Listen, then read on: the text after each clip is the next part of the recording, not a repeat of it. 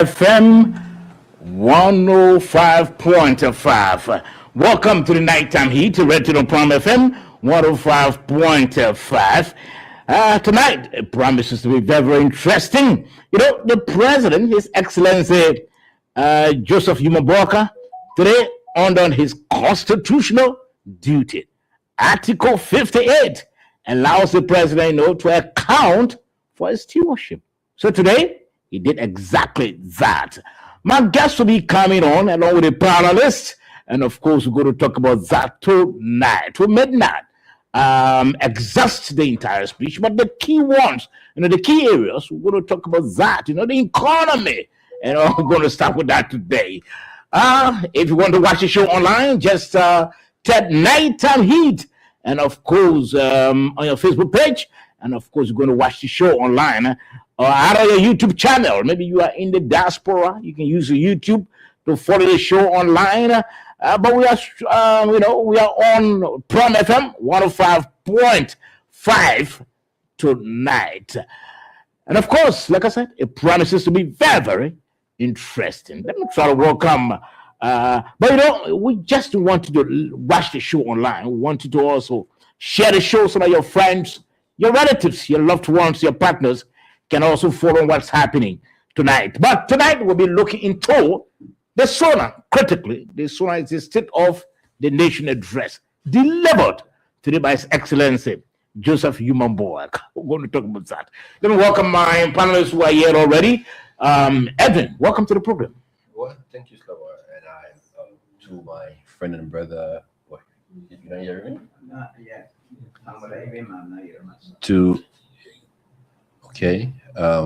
Good evening to you, Slava, to David Tagwe, to our brother in the US, Moses, is he on now, and to the listening public. Sorry, we may not be on camera tonight because of the same issue. My phone is not charged, so definitely it's going to be difficult because of the same power of this issue. But we're glad to be here. LEC, your phone not charged? Yeah, man. I'm also taking a bag that an Edwin Family voice of the LEC. Oh, the LEC one is not charged. We're going to put that LEC on us. That you have power in your house all night. No, I don't have power. Just what you feed it, I'm also feeding there. As an employee, I'm also a customer. So definitely what affect the other people in the public also affect me. Yeah, sure. I live in the same neighborhood. Yeah, but it's troubling, man. It's troubling for LEC to be. And guess what? Canada's phone is also not charged. No. That's not true. Dave, let me welcome you to the program. Thank you, sir. But happy that we are back on the nighttime heat, and Edwin Family has already exposed LEC. That as a staff of LEC phone is not charged. It's the man who works for LEC phone is not charged. What's with the person who outside the LEC? Okay. Okay, let me welcome George. George, welcome to the program. My namesake. Yeah, thank you. I'm happy to be here. So the basic schedules have been very tough, tense, but I'm happy to be here again. Happy New Year to you all. I want to say my sympathy to our producer, deep sympathy for the loss of his son. Yeah, we are so sorry, and we can tell you that even though you're not able to see us, but we hear, we see. We've been so busy up and down. We sympathize with you for your loss. Yeah, sure. Again, Patrick, our sympathy again, for the loss of your 4-month-old baby. It hurts anybody, especially when you lost a loved one. So, at least to mention your blood, So we sincerely apologize for that. Again, listeners, kind of share the show tonight. It promises to be very, very interesting. We'll have some guests joining us. The former Assistant Minister of Finance, Benedict Koluba, he worked in the CDC Richmond. He'll be joining us tonight. And also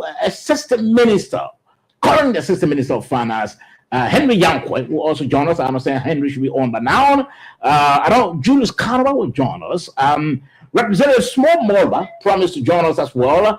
Reverend Dr. Chris Stone is the Secretary General. He was in the France today. He was there taking notes. He said, I will join the team tonight as well. And so tonight it promises to be very, very interesting. Please want you to share the show so that your friends, your relatives, your loved ones, your partners can also follow what's happening tonight on the Nighttime Heat. Let me announce this breaking news for you once again. Maybe you may have heard, or you may not. You may not have heard. Beginning the 1st of February, the Nighttime Heat will begin to go full week. That is from Monday up to Friday. You get the Nighttime Heat on your platform, on your YouTube channel, on your Facebook, on Radio Prime FM 105.5. So, gentlemen, let me hear from each of you. It's Yanko now. Let me okay. I'll welcome Yanko later on, but let me hear from a panelist. Dave, what's been trending on your mind before claiming the stairs? What been claiming my mind? How do you say it? How did you say? What's been on your mind before claiming the stairs? What's on my mind? Just a few days ago, I admired the move by the Monrovia City Corporation. To have begun the cleaning of Monrovia, several parts of Monrovia, and even breaking down substandard structures, along our roads. I was absolutely impressed. And so that's a good work. I hope that the MCC continues that. Well, there's a statement that accompanied that the MCC is cleaning up Monrovia or breaking unnecessary structure or makeshift structure because the president was about to deliver a sonat. That shouldn't be only when the president or there's a major event before the MCC can go about cleaning the streets and environments of Monrovia.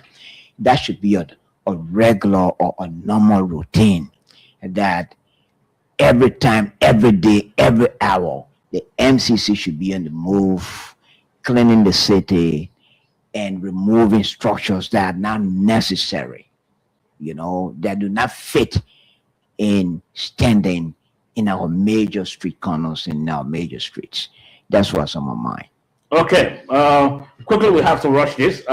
Let's hear from you maybe in a minute.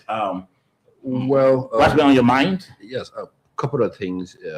The way in which we do our politicking in Liberia, quote unquote, the various student political parties at the University of Liberia. I've seen where students went around the campus with pin and marking the building as though they work for MCC. I think the university is a place for learning. Okay. Yes, we can have student politics, but there should be some control mechanisms in place. If we don't do that very soon, the university is going to get toxic. We all know that SUP being a political party on our campus for many, many years. But at the end of the day, yes, you start practicing politics at that level. But then when you start transcending it now into, trying to humiliate people or vandalizing the campuses or so, there are other people that go there just for learning purpose. Okay, all right. I think let's end you there because our guests are waiting. We can keep them waiting for long. Let's welcome them, and then we'll begin the show quickly. Like I said, former Assistant Minister of Finance Benedict Koluba, it's honor. Welcome. Once a minister, assistant minister is always an assistant minister. Welcome, Minister Benedict Koluba. Well, thank you. I'm glad to be on your show. I know this is my second time. Yes, I'm sure this is your second time. Yeah, second or third time, and my feedback. You really got me up with Jack Truck. Because my feedback for your show hasn't been very, very good for me. Let me admit. So I hope tonight. Tonight will be the panelists will play that role as panelists. Okay, so welcome. Don't worry. The panelists will not put you. Let's welcome. Georgie, how you doing, Ubu? I thought you were going to ask me. I see you, my nephew. Everything okay? I'm happy you're on tonight. No. Everything now okay. You saying you promised me I can get my full money. We thought I was up air. I will take it on our up air. Thank you. Okay, so let me welcome current Assistant Minister Henry Youngquart also. Henry, welcome to the program. How are you, Sobo? Welcome. Yeah, okay. I'm good. I'm here. I'm trying to get my videos straightened up. I don't know why I'm not coming on. Yeah, try to get it straightened out quickly. Yeah. All right. Also, we're expecting, I'm sure, Representative Smooth Morba and Reverend Dr. Christo. Also, we had expected, but he's in now. The president of the President of Liberia. You know, today it's all about SONA, so we're going to talk about SONA tonight. That's the State of the Nation address delivered by His Excellency Joseph Yuma-Boakai. So let me hear from my two guests first who are on. I know when our man Julius is ready, we'll hear from you also. Let me begin with you, Assistant Minister, current Assistant Minister Henry Youngquart. First, give us your impression for the next, or your take on the SONA delivered today, just in a minute. Okay, so just in a minute to give you my take on the SONA, I think the president spoke well. We are making progress now that we did in few years. We have our macro environment being very stable. Prices are getting better. Inflationary issues are getting okay. We can boast of a good exchange rate environment. Jobs are being created. We have access to the interior. Structural development is massive now than ever before in our country. And we have a better integrity of our government. We are fighting corruption in a way that is somehow unprecedented. And we think he spoke well. He touched issue of youth development, employment. He touched every sector. He spoke the issue of agriculture. And we just want to say thank you to the president for delivering that powerful SONA, and also to our colleagues in government to say thank you for the hard work. We think it's yielding the result that our country deserves, and we'll do all we can as a government to deliver on the AAID that will bring dividend to our people. Okay. Okay, so let's hear from you also, former Assistant Minister Benedict Korba. Just in a minute, let's hear from your take. Just sum it up quickly in a minute. I know we're going through the specifics before an hour. Yeah. When the current assistant minister was talking, you tell him something. Oh, Okay. No, we're going to the specifics. But just on the periphery, just your summary. my man, you can't also you can't speak to me, my man. Faberson. Louis, My man, I want to allow about bye. I bet you go there. I only My man, one minute. I will. Loma money. My man was Zeba, and I will put the It's a nice time to be here. For me, I think it's our politics is good for our country. Mhm. But I can say in a nutshell that I was never disappointed from the president, because I predicted that the SONA will get restating a continuation of the CDC turnover note and misplacement. I don't because of the presidency, I would say misplacement. But the guys who wrote the speech, they put some lies in the speech. I don't know why Yankun will sit there and allow some of those things, because some of the economic data were completely off track. So I think today is another regrettable day for our country. Okay. All right. So So let me just say, like I told you, I'll be here for 1 hour because Yeah, I have sure. another show. I have to postpone that, so I'll be here Yeah. up to 9 o'clock. You can get the best out of me from that time. Yeah, no, we'll get the best out of you. Let's hear from you, Mr. President of the Press Union. Just in the summary, what do you think about the speech? Well, thank you very much again for the invitation. It's good to be with you, and it's good to be with all the panelists. The speech, I've gone through the speech. I did listen to the speech. I think it was a well, delivered speech. The speech contained facts and figure that are, that can be subjected to further checks. And I mean, I don't like to say it's a turnover note. As one of your panelists, has said. I think it is the latest developments within our country in the context of 2025. All of us, we live in this country, and if you read the president's second State of the Republic address, which you would normally refer to as the State of the Nation address, in as much the Constitution says State of the Republic, you will realize that majority of the things the president said in 2025 in terms of the legislative programs or agenda, those issues came in the speech of 2026, which is of course necessary because he presented his agenda in 2025, and the achievements of those agenda can be judged in 2026. Yeah. And then he presented what he considers as his agenda for 2026. Mm-hmm. So it was a remarkable catalogue of achievements by the president, recognizing the challenges, recognizing the prospects.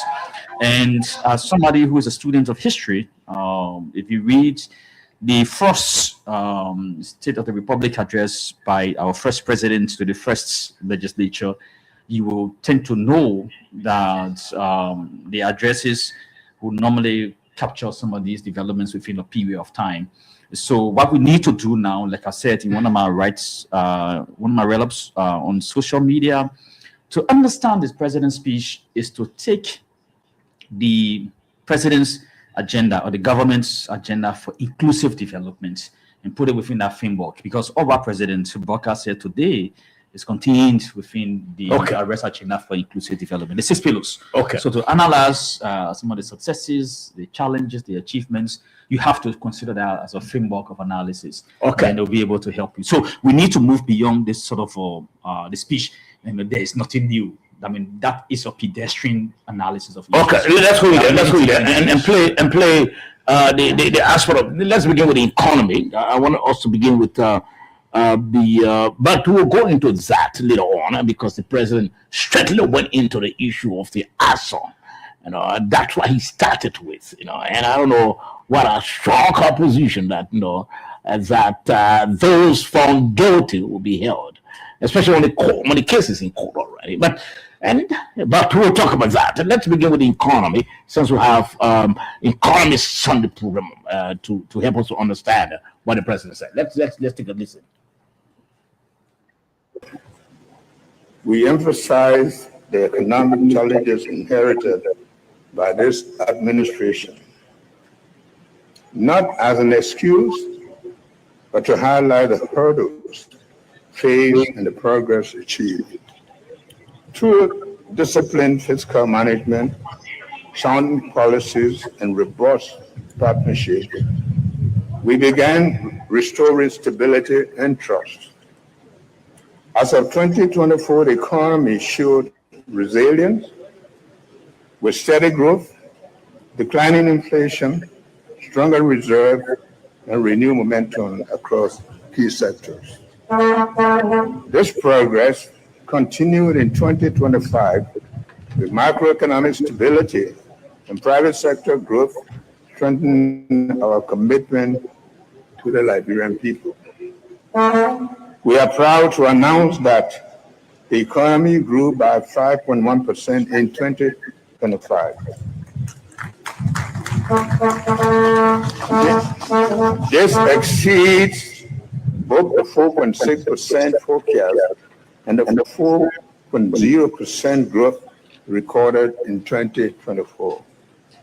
This achievement was driven by significant gains in mining, agriculture, fisheries, and services. Mining expanded by 17% and export rose by 31.5%. Looking ahead, ongoing reforms and infrastructure investment are expected to boost growth to over 5% in 2026, with average growth projected at about 6% from 2026 to 2028. Inflation fell to 4% by December 2025, the lowest in 2 decades, down from 10% when we took over in 2024. These achievements signal effective monetary and fiscal policies coupled with anticipated ease in import costs. Liberia external sector performed well in 2025.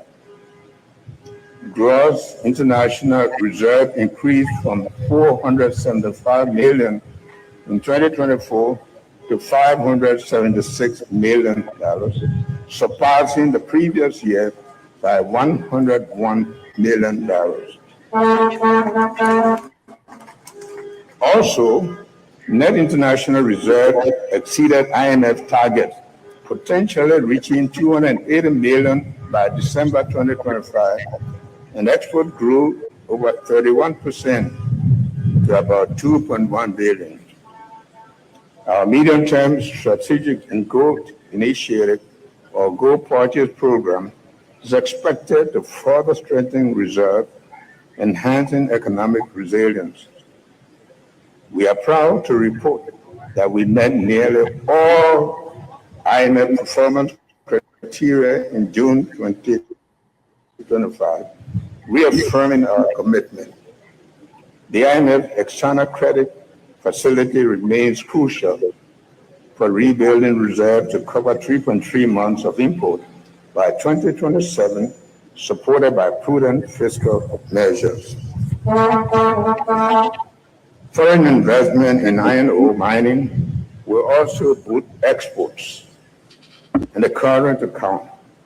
Since September 2025, the foreign exchange market has been stable due to good liquidity management, fiscal discipline, and strong export earnings. The Liberian dollar appreciated by at least 3% against the US dollar. We are committed to maintaining currency confidence and stability.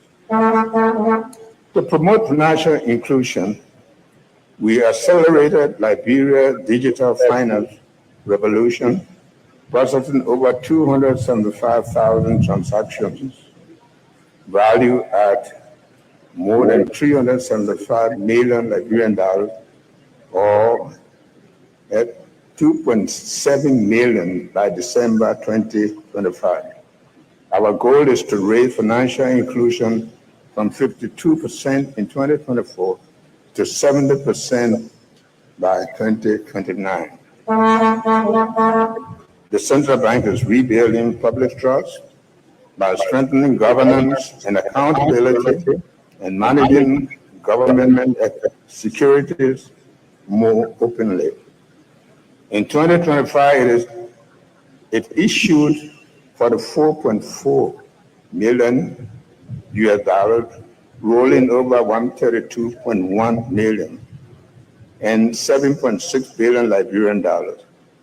And for the first time in decades, the bank recorded consecutive operational surpluses in 2024 and 2025. Okay, so we start to play this piece of the speech on the economy, listening to the figures and all of that. Let's begin with the current Minister of Finance, the current Assistant Minister of Finance, Henry Yankwa. What's your takeaway, and how do you make us to understand what the president was talking about? So there is one sentence in the president's sooner that I lost somewhere, and we are doing better now than we did yesteryear. And you will find all those indicators. You know, today I saw a post on Facebook from my friend, brother Daniel Koda, trying to discuss the GDP growth rate. That The growth rate is now 5.1%, and he is quoting as far back as October 2025. You need to be updated. From the macroeconomic issues are evolving. Analysis are done every week, every month, every quarter. So you can be at this time quoting figures as far back as October. We just had the IMF in country last week for their third review on the current ECF program. And they had done an analysis. Then it was in this building. They understood well how the IMF worked. As a document called the MEFP that we produce together, working on these GDP numbers. And get to inform our listening audience the way we depended in the past on our partners to do our analysis is changing now. Legis last year published GDP numbers up to the second quarter. That is the foundation now for IMF to do our analysis. We are currently at 5.1%. At this time, we'll quote that number and estimate, and we'll move on with that. What that means is that our economy is growing. There are other indicators I want to encourage you to follow. If you look at our personal income tax, taxes on goods and services, they are also increasing. If you look at taxes on national trade, they are increasing. Our ECOWAS trade levy is increasing. If that is happening, it means there are more activities ongoing in the economy and more people are getting employed. Because one way personal income tax will continue to increase, and people are getting a job and people are paying their taxes. Because personal income tax can't do with voting, they'll just take the tax for your salary. So because they are withholding on that and it is increasing, it's an indicator that you are increasing jobs. I live in District 9, Mortuary County. Development going on in that district is unprecedented. I grew up in the zoo, like I see. You have paved road in that community now. You have paved road going to my church. You have paved road going on in our plan to even go in, like I see, West Point. That is happening all over.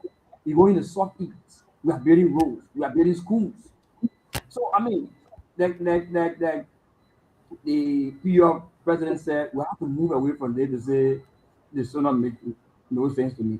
Before the guys already had a responsive. So where we are now, Sabo, we need to encourage ourselves, embrace ourselves to say, look, as a country, we are on the right path. When we get to the point of elections, we're going to do that. But you will see that prices, the president mentioned on flour, sugar, rice, somebody who live as far as River G, you understand that rainy season time, they were buying rice at around $5,000. They are buying it less than $3,000 now, or maybe around $3,000. Gasoline at the time in the Southeast, they were buying gasoline maybe $3,000 per gallon during the rainy season.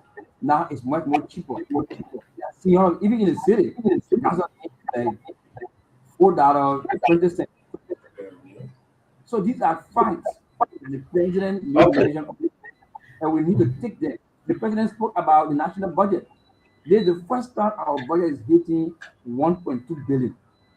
Is that a lie again? That's why we say the SONA is just the same old story before. In fact, it is the CDC program, the people are still carrying on. So you have all the plan, but you do not implement. So you will sit on the bench and wait and look at how to implement. So you have on a blueprint. Okay. All right. So let's go with them. Benedict just texted us that his current had gone. Can you imagine that? So he's in the dark. Unfortunately, he can't continue.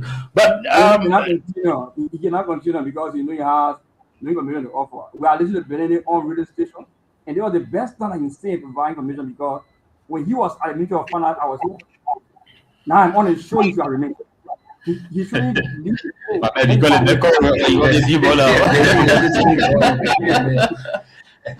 okay.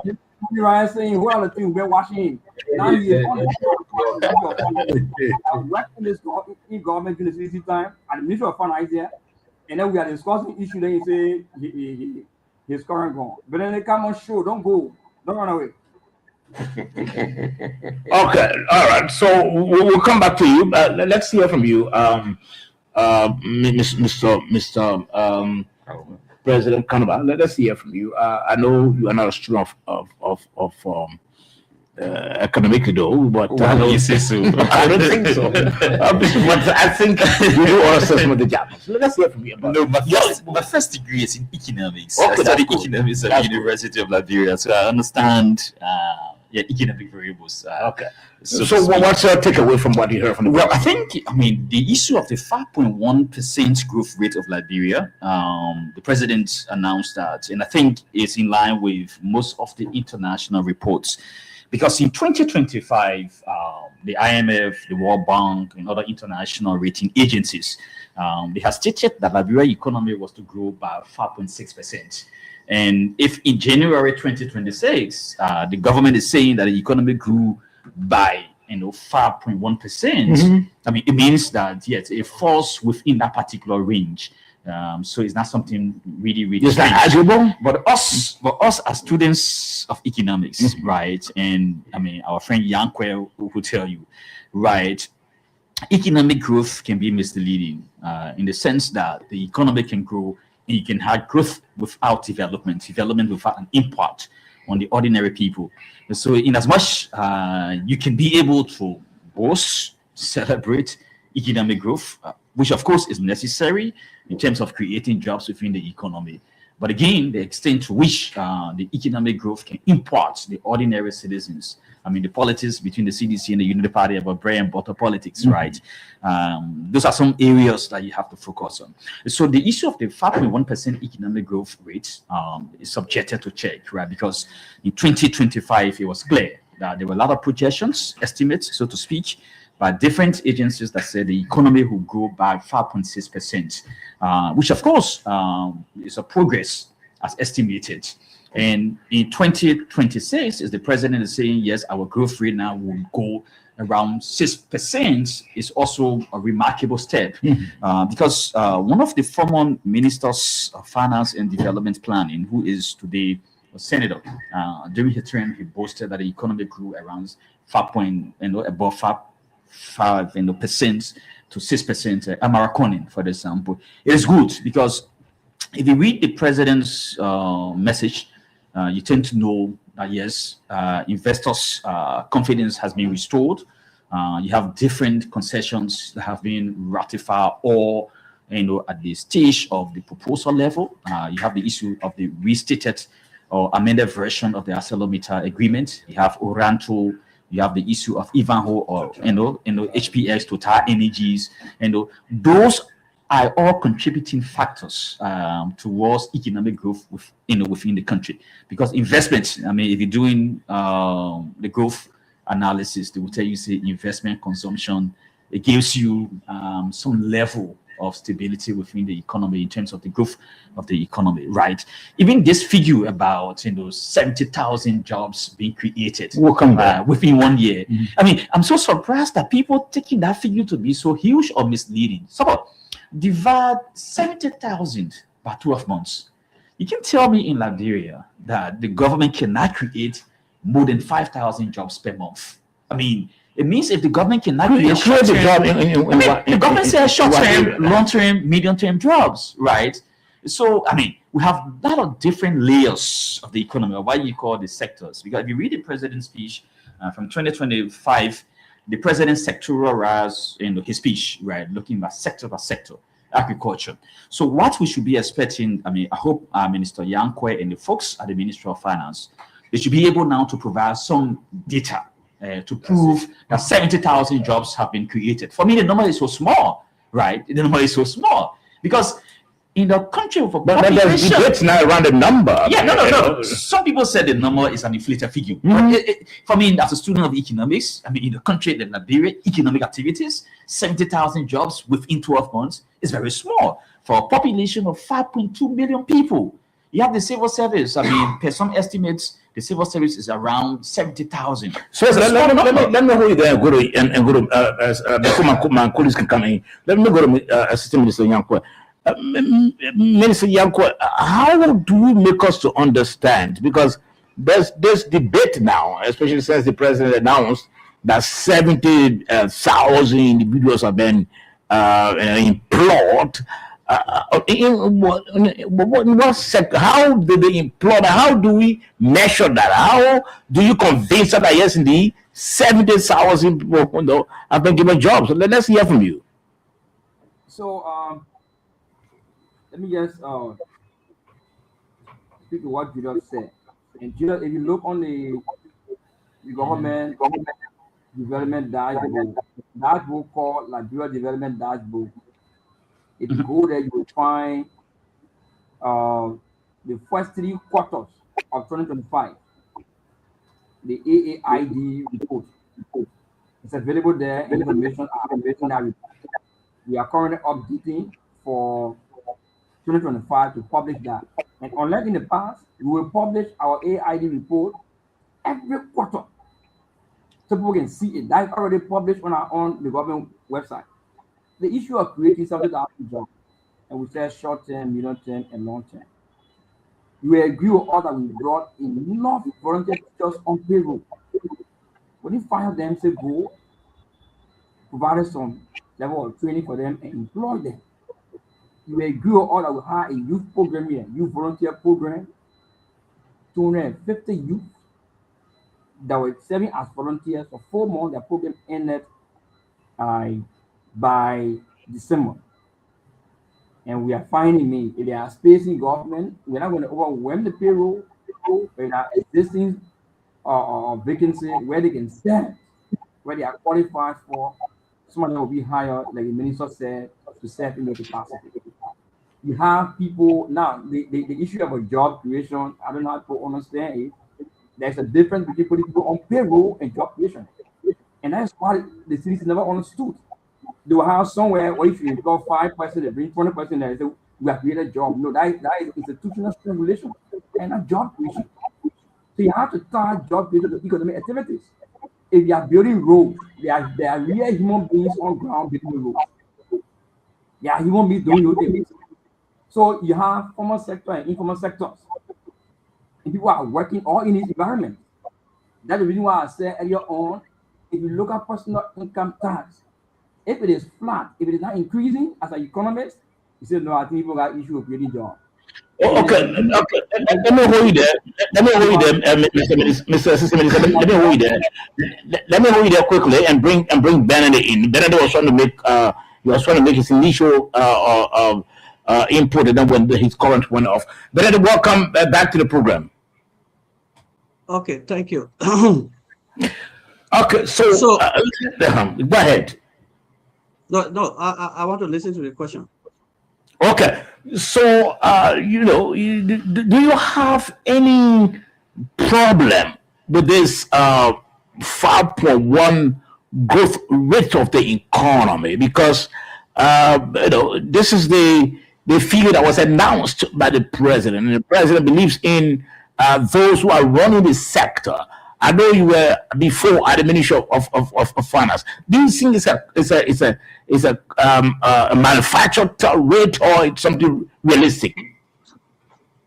Well, before I go forward to that, Yapa is Yapa should be the deputy. I would term it as advisor to the government of economic affairs. As he tells me the source of that 5.1. In the first place, there are little things that matter. The way they place that 5.1 in the president's speech, economically, it doesn't make any sense. The president said they have increased GDP growth by 5.1%. Now, in the calculation of GDP growth rate, there are 3 propositions. If you say it have grew by 5.1%, it means you take that 5.1% of last year's growth. Last year's growth was 4%. And if this year has grown by 5.1%, you take 5.1% of 4%, Mathematically, it will be around 4%, 4.2%. If you said it has grew by 5.1 percentage point, it means that you're going to have the 5.1 plus 4, which is going to be 9.1. Apparently, they meant to say it has grew too. Benedict, no. Benedict, no, you watch kids listening to you. You can explain percentage point that way that you are 4 and 5 to get 9. Mr. Minister, let him land. Let him land. You come in to respond. Let him land. There are students listening to Benedict, and you are deceiving them. That is not the way you calculate percentage points in this case. So if you say you have 4% and you have 5%, if you say Mr. Minister, let the man land. Let him land. Say he is an instructor. Let me give him a chance. Explain what the president said and what it means. Because I don't want to be interrupted next time. Percentage point, like you said, it was 4%, and now it's no, 5%. what the president said, my brother. You wouldn't add in this case. You subtract. If you want to say it grew by percentage points, if you have a lower one, you will subtract in this case. You wouldn't do that. Are you done? So, like you said, for the sake of the students who are listening to us, me, I'm not in the classroom teaching. But in the classroom, when your colleague is talking, you get a chance. So for the sake of the students who are listening, maybe you call your student to listen to you. You want to correct yourself, Benedict. We can't listen to you as economists and you try to deceive us. You are giving us a mentor that is not right. You can't live by that. We have to correct you at that point, and you agree or then you move on. That's not the way you calculate percentage points in GDP. And you know this. Okay, so let Mr. Benedict, let him land, let him express his point. Then you can come in. So you know what you claim to know, you don't know. That's why you're damaging the government for. You wrote you cannot be saying it grew by as was, and then you want to be adding in this case. There are economists listening to us and they can call. You're not on code. Take the correction and move on. So I think. So that's why I told you your show is always like this. If you can't protect Mr. Minister, you spoke. Let Benedict come in and say please. Thank you. To tutorial classes, let me open it for you. Number one, you said, and this is why I'm speaking, let the student hear me. You said, and the president read, that GDP grew by 5.1%.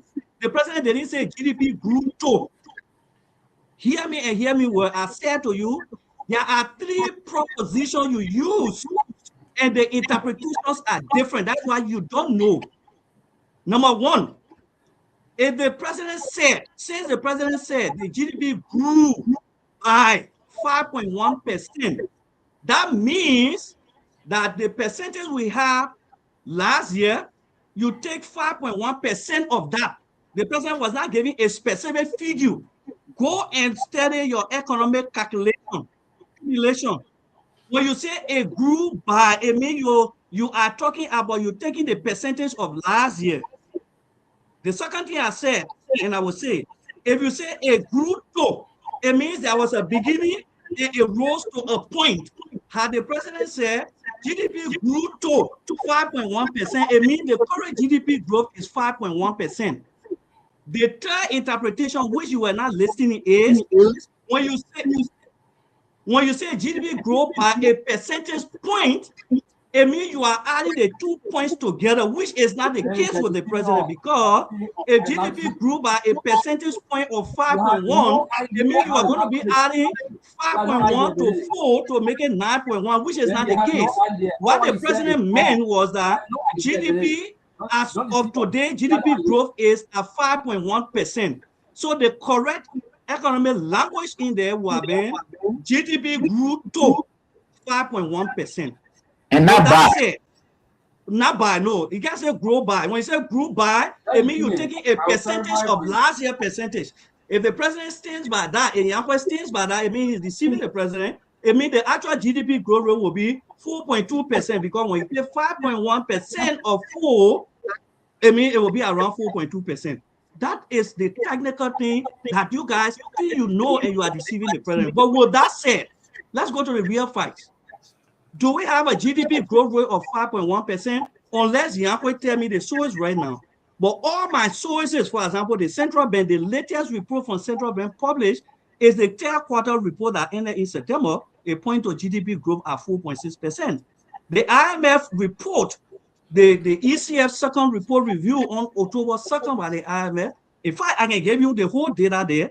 If you look at the macroeconomic data, IMF said, and he knows that, we left GDP growth at 4.6, 4.9% in 2023. In 2024, it dropped to 4%. In 2025, it's at 4.6%. So they are still struggling to go to the CDC days or GDP growth.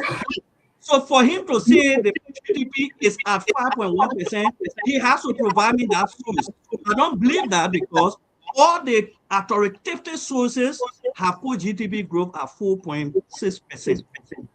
Forget about the English that they didn't understand. We are all Loma people. But you cannot say GDP grew by 5.1%. Okay. No. So let's hold it there and let the minister come in quickly to string along with you or counter you. As Minister Yankwe, call it on mute. Someone, Yeah. let me share with you this document. I can share with you the recent MELP we did. I'm reading exactly the way the IMF put it. And IMF said the real GDP growth rate is estimated to grow or to have accelerated to 5.1%. Read that. Right? So I want you to read that. He's not even understanding what is percentage point. Mr. Minister, I want you to read that. you have it with you? Or you can send it to us so we can read it? I can send it to you. Okay. So it's in draft form. I will show you the line. You'll go there and read it. So we understand it.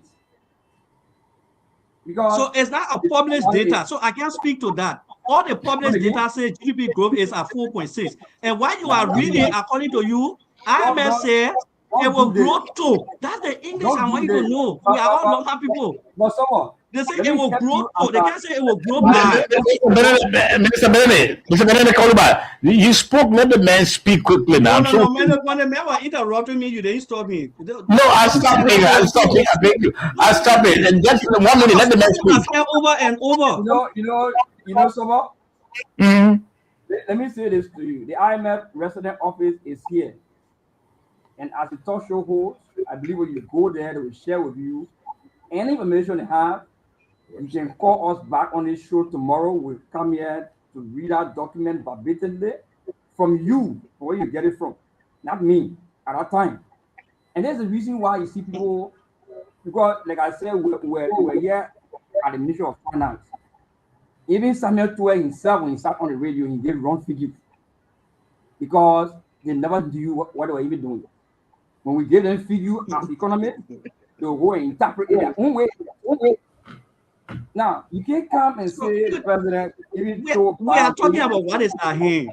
I'm going into that because you need to go find way to read percentage point, percentage change. These are simple issues in economics that you need to go find way to read and get it straight.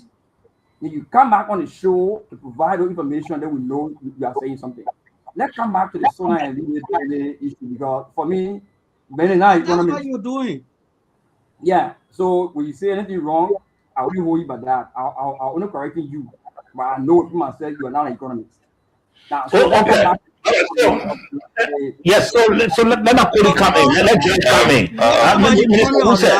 GDP growth is not 5.1%, except you gave us the published data. And let me say this to you. The IMF, the World Bank, the Central Bank, the data on the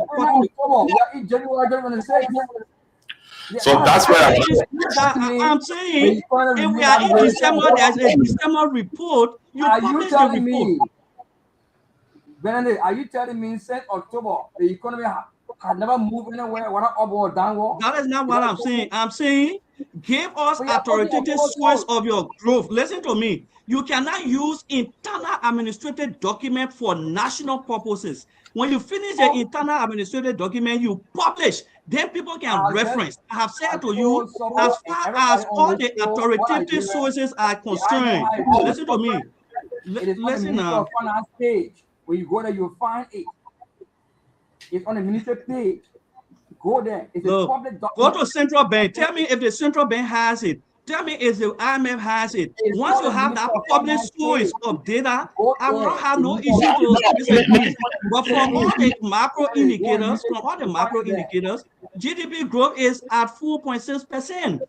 So you cannot let the president to say something that is not published, that is not verifiable. Minister Benedict, Koluba, let me ask you. Go on the minister page. Minister Koluba, let me ask you. We still, struggling around this, debating this 5.1%, but I'm sure it is driven, if it is true or not, but it's driven by the agriculture sector, the mining sector, the fisheries, and other stuff. Don't we have those sectors functioning well? To have trickled that 5.1%. So, Don't we have those sectors functioning well? So, let me tell you something. Mhm. The agriculture sector, when the ARD was launched, I was on this radio, maybe on your platform, other platform. I said, first thing, the economic logic of the ARD is flawed.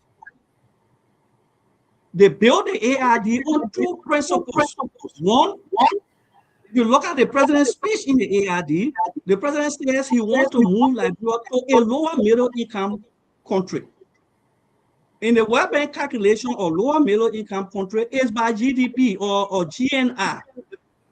They took GDP per capita of 1,000 titan, that when Liberia GDP grows to 1,000 titan, it means that the ARD has succeeded. That is a flawed logic of measuring the success of a national development plan. Two, if you look at the growth, for example, in agriculture and other places, those growths don't translate into, if you listen to the president today, he said the growth is coming from mining, it's coming from agriculture. I was here, Georgie was listening to me at that time again. When you have growth, like our growth in the agriculture sector, but what part of agriculture is coming from? It's coming from, for example, LAC is producing rubber, Fireso is producing rubber, raw liquor, and sending it out of the country, for example. For example, raw liquors or crude oil or palm oil. Go to the central bank report, you see the metric ton of crude oil that are going out of the country. So in that way, you say the sector is growing, but that sector growth is not translating into the livelihood of the people because they are not the one who need that growth. For example, you have ArcelorMittal here, for example, exporting iron ore. ArcelorMittal exporting iron ore, for example. ArcelorMittal, other company exporting gold and diamond. Those are the places where the growth is coming from. So those growth don't translate into the livelihood of the people. That's why the president himself admitted that, you know why? We find it difficult for our people. The economy is not moving as the way we wanted to move because this growth is not in the hands of the people. The growth is outside where the poor people are. So I cannot tell you that agriculture is not moving. I cannot tell you that agriculture is moving, but it's moving outside where the poor people are. This is the real problem of our country. Okay, Mr. Nyankwo, let me ask you the same question. Are the sectors working well? Because like the president said, the growth, the 5.1% growth is driven by those sectors. Are the sectors working well? Because I don't want us to continue debating around this 5.1%. You know, you the moderator, you need to establish that the GDP growth is not 5.1% because there is no source. Oh, let the man speak. Let him speak. Mr. Koluba, please let the man speak. Go ahead, Mr. Nyankwo. Then you know, discussing this 5.1% issue, and like that's the only issue you got to hang on tonight. So I do got to find different issues to discuss. And you know, Judah said something before. That's the reason I'm pushing it now to the growth. I mean, I'm pushing it to the sectors because the FOP one was restricted by sectors, the effectiveness of the sectors. So I'm asking you, are the sectors really functioning well, like the agriculture, the mining, the fisheries, and other services? The growth is anchored on activities within the economy. So in our situation, we have categorized our economy into 5 real sectors. And those 5 real sectors are manufacturing, services, agriculture and fishery, mining and painting. Then we have our forestry. Those are the 5 real sectors in our economy. If there is no activities in those areas, even the 4.6% Ben is claiming, we'll not have it. We'll not have it. There will have to be activity ongoing within the real sector. That's the only way. And for now, we see that we have activities ongoing into mining, into agriculture, the services will be hotels, entertainment, all those areas. We have activity in these sectors. Even the 4.6% is arguing. We won't have it. There has to be some activity. But let me go back the consultations are too much in the studio. Let me go back to one thing. Why are you so concerned with the consultation? At times, growth rate is so much on growth rate. Let's convince him by going on to the nominal GDP. Maybe you understand that. Where you go to nominal GDP, 2022, you have 4 billion. 23, you have 4.4 billion. In 24, you have 4.8 billion. That is the nominal GDP. And then in 2025, you're having 5.2 billion. So if you want to look at the growth rate, you just say at times they can be TV, right? So you go to the nominal GDP when you calculate the growth rate from. Let's see where the economy grew or not. Then you will know from there by seeing the difference in the number. So the issue getting confused about you want me to go to nominal GDP? Yeah. Okay, so let me say this. So you know why? You know the guys, I'm sorry about my colleague Yakwe, will claim so much authority in this place and begin to just deceive the people and make the vote low like very correct. Let me tell you about nominal GDP. In the common life to understand, you know what is nominal GDP? Nominal GDP is all the transactions that are taking place import, export, and those transactions that are taking place, they might not necessarily be transactions that are owned by Liberian. This is where you are missing the point. ArcelorMittal is exporting, or the extractive sector is exporting more than $1.2 billion worth of resources for the country. Where it took place? Huh? Where it took place? It took place within the economy. Oh, okay. No. But that's okay.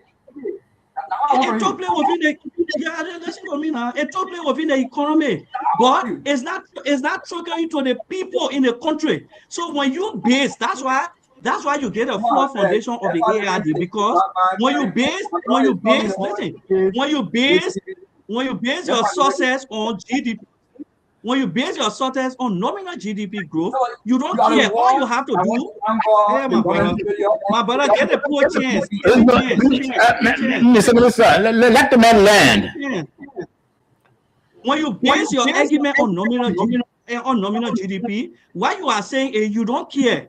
You will bring in companies in the country to extract the resources, so you got volume of financial transaction going on in the country. That's the reason why now you ratify ArcelorMittal deal, $1.8 billion. So the name will be there that there is nominal GDP. That's the reason why you bring in the H4 or HPS. All those money concessions are coming in to extract from the country because you are concerned about nominal GDP. But how many Liberians can go offshore to mine oil? So my point to you is that I cannot tell you there isn't transaction taking place within the economy, but where the transaction taking place is not where the poor people buy. For example, you talk about manufacturing. My uncle will agree with me, Uncle Kennedy. What are we manufacturing in the country? We are manufacturing mattresses. Who manufacturing the mattresses? The Lebanese and Indian. They send what something we call export proceed. That export they do, the proceed, it stays within their country. It doesn't count to the Liberian economy. So if you're talking about manufacturing, why are we manufacturing?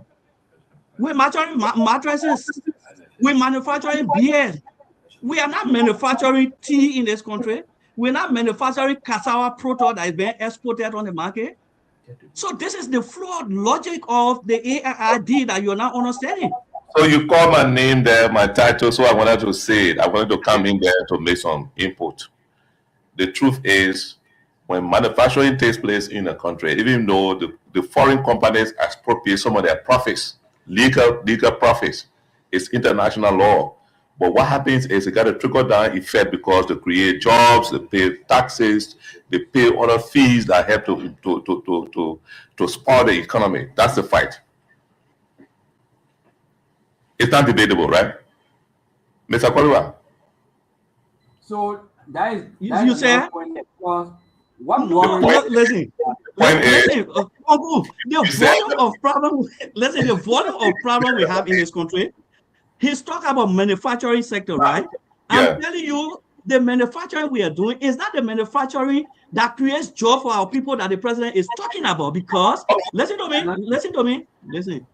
Okay, how many president the mattress factory is So that is where I wanted to ask you, Mr. Koliba.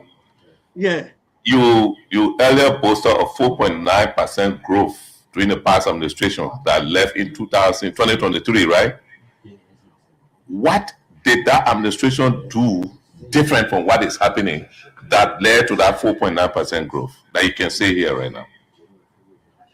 Okay, so what we did, Yahweh is aware, when we took over, there were a lot of defects within the economy. First thing, to own the economy, you need to look at the defects in the economy. Number one, I will always return to this. There was irregular payment system within the government. There were wastages in the government. There were millions of dollars at the discretion of ministers. They call it general allowances. So because of that kind of situation, and the central bank was always a place for borrowing, so we made a decision and said, you know what, let's clear the wastages within the economy. We didn't have space. The government could not invest in public sector investment because the space was very narrow. So that is the reason why we try to clear the defect from the economy.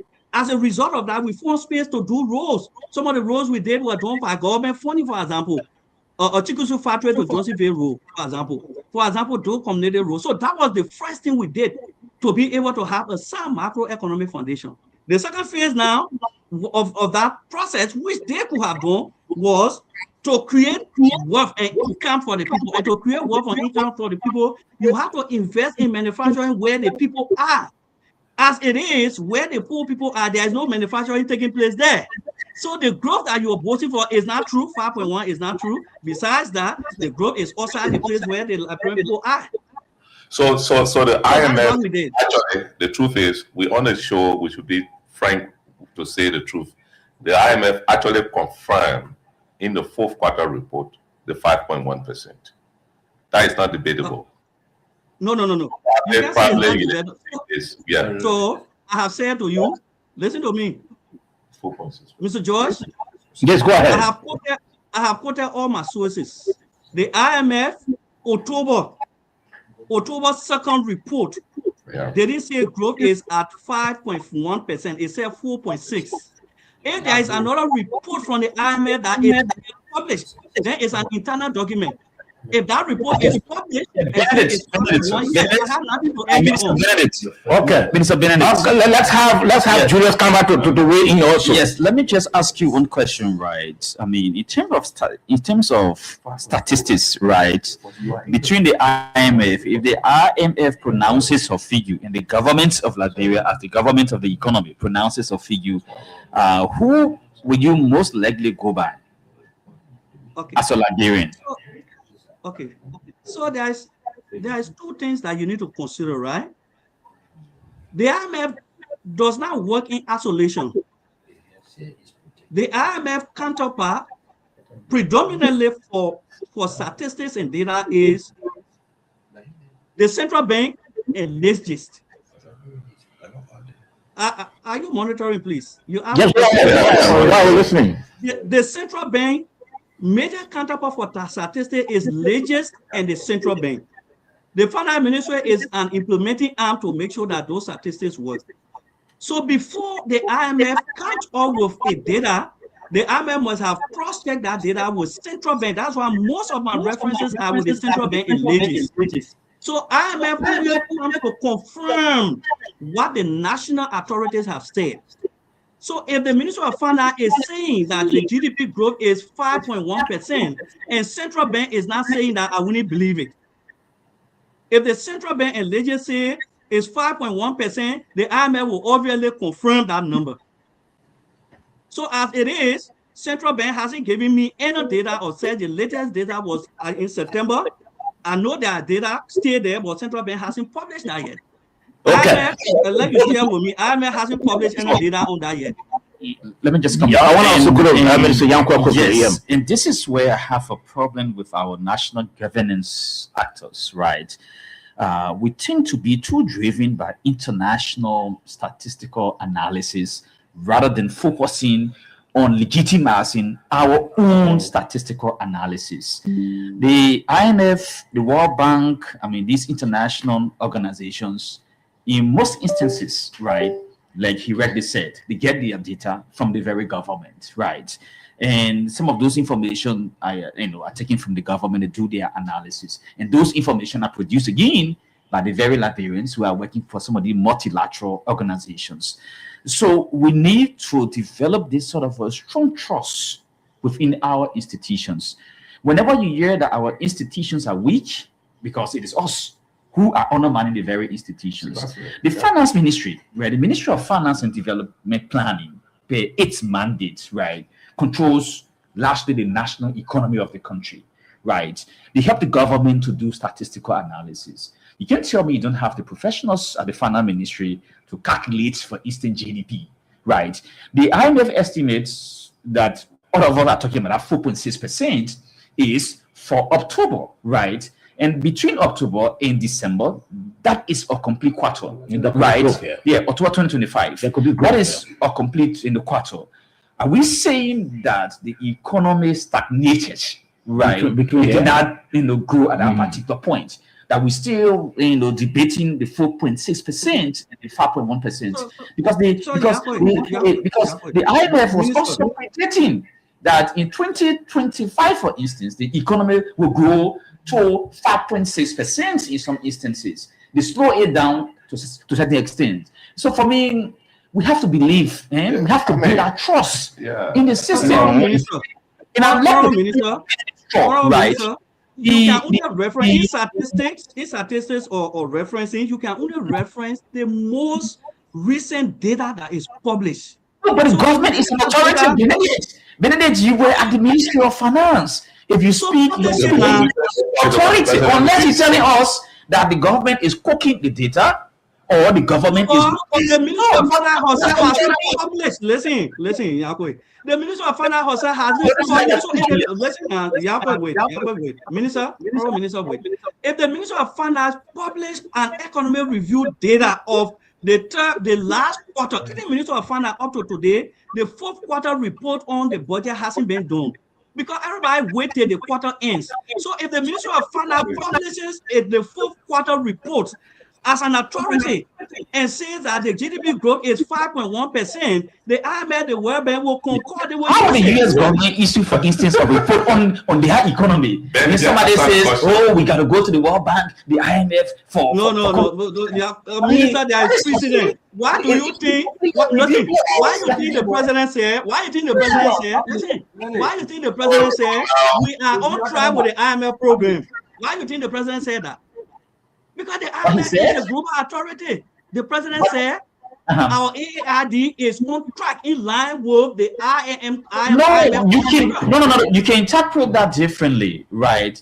The IMF has got a program with Liberia in terms of development interventions. The U.S. government, for instance, the Millennium Challenge Corporation. So that is the reason why they are saying it's important. Is aligned or in line with certain variables. certain So that is factors. the reason that are why, being because you are in considered. the ECF program, that's the reason why the IMF verification of your economic data Yeah, is important. Okay. All right. Let's go there. Benedict, let's go there and go to Minister Nyankwe. Mr. Nyankwe, let's hear from you. Okay, so there are certain things that they say here that we want to look at. And I like the way Judah would say it because, and I asked Lenny first. Are you telling me since October, nothing happened to the economy? We are working with the very IMF talking about now. The IMF will get information from all institutions in Nigeria because either they will use expenditure mentor or production mentor. So if they are using expenditure mentor, they will have to come to the Ministry of Finance to get expenditure information. Now the Ministry of Finance, Leges, CBO, but it is Leges who lead on this. And I just told you for the first time, Liberia now is publishing her own GDP information. Leges did that, and they are currently working on bringing out the third quarter. IMF is now using that as a foundation for the analysis. In this country, nobody is using any information about inflation except what is published by Leges. That's what is Okay, happening so now. do we have statistics from Leges now on the current GDP growth? Minister, I'm not disagreeing with you. I'm just saying, find me the authoritative source. Let's go to Leges. Let Leges tell us. You said something I want to come to. When you took over, the economy was not in a turmoil. And I'll give you an example on inflation. When you took over in 2018, you met inflation rate. This is coming. You met inflation rate at 8.8%. At the end of 2018, you have 12.4%. That means you are handling the economy carelessly. In 2019, you had 23.5%. In 2020, you had 27.0%. You don't have control over the economy. You never knew what to do. You messed it up. Now that people mess it up and then you met it and you want to do the same thing with it. No. Look, let me tell you this. Even the IMF will count. Because we got problem with them, that's the reason why they will say we discuss together, we look at our analysis, we discuss all the issues. The other thing you said here, you met payroll in this array. The reason why you harmonize is because you employ more than you control. I was here. In a meeting, we advanced 12. We can control this thing, and we see exactly what 12 is. That CDC government was not a clever government. It took our aid. He to score aids. Georgia is fee smart, they will run the government's fee smart way. That's how you get in trouble. The IMF said, go and restructure your payroll. If you indeed the harmonization for development, Banana is far out. But you employ in a way that you cannot control. The idea of creating jobs, you never knew what is job creation. You understood job creation to be put on payroll. Go and choosing that own job. We're in New York Times here. Go walk in and say, this is my job. People put it on payroll.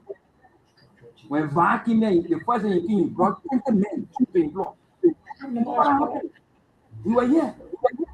This ministry could not afford water. Because you could not control the market. We were trying water to use the market. You could not maintain the insurance program. You could not pay NASCOM with voting. So you are compared to what people pay. You don't have control. You don't know what to do. You are confused. You need help. So don't be saying you made the economy in some turmoil and the economy was well balanced or moving on course. Yeah, we're having 3 different shocks we're facing. The Ebola issue was still haunting us. We were still having the issue of global commodity prices and only drawdown. The economy was being managed to a greater extent. Okay. All right. So we're quoting. Gentlemen, we have to position. Gentlemen, we have to transition. Just quick clarity. Get quick clarity. You know, honorable minister, when we come to this forum, we should come with information. We shouldn't lie to the Liberian people. So, I send you one information. And my uncle George, I want you to go down low. Central Bank report 2017. We inherited a GDP growth rate of 2.5% from the Unity Party. In 2023, we let GDP at 4.6, 4.9%. How do you tell us that you inherited a better economy from you? Can I share Central Bank 2017 report? I will tell you the page number. I get copy the error and get send it to you. So, Minister, you got to stop that. What we keep to discuss here is you reducing it to finance ministry, no water in the bathroom. I thought we were discussing national issue about what the president said I affect the life of the people. You're just trying to indicate how I don't like the whole person about Yahweh knows when we took over finance ministry. No, listen to me. When we took over finance ministry, Yahweh was a director in finance ministry. Yahweh, minister, you are a director in finance ministry. We then remove you from your director position. All the director in economic management, we left them there. But you move all the directors from there. That's not true. You brought different people. That's not true. We left you there. You were opposition. We left you there. Gentlemen, we have to transition. We have to transition. I don't brag on the petty issue. I come to discuss national issues. No petty issues. You were okay. As a director, I work with you. Mr. Yankwe, Mr. Delegate, gentlemen, let's transition. Let's transition. The president also reported about the issue of job creation. I want us to listen to this tape briefly, and then we all talk about our own, take away from what the president talk about job creation. Let's listen. Let's take a listen quickly. Creation remains the top priority for my administration.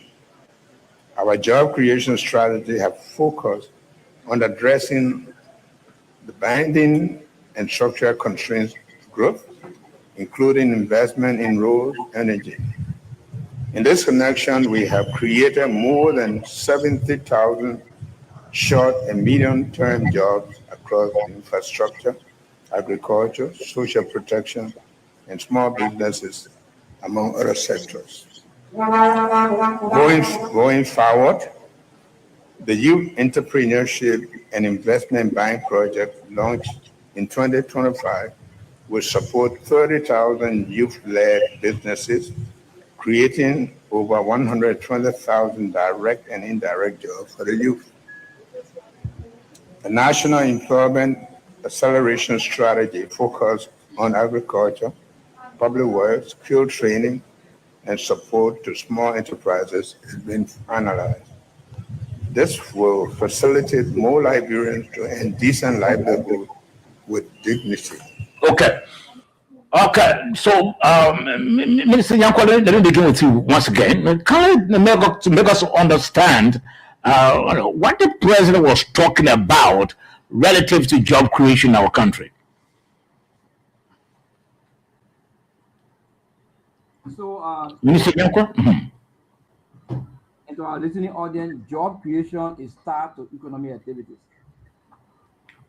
So, obviously, if you are building roads, you have to have real human beings there working. Now, this will happen. So, even in the private sector, when you invest in public sector investment projects, you stimulate the private sector. So the last hour in River G is now like before. Fish Town is improving. Jersey is improving. People are doing businesses. Those are job creation activities the president was speaking to. So to tell you created 70,000 jobs,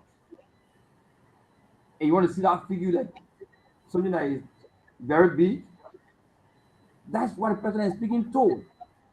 There are real activities ongoing. In fact, another thing you want to observe here, the number of Liberians now that are doing international business,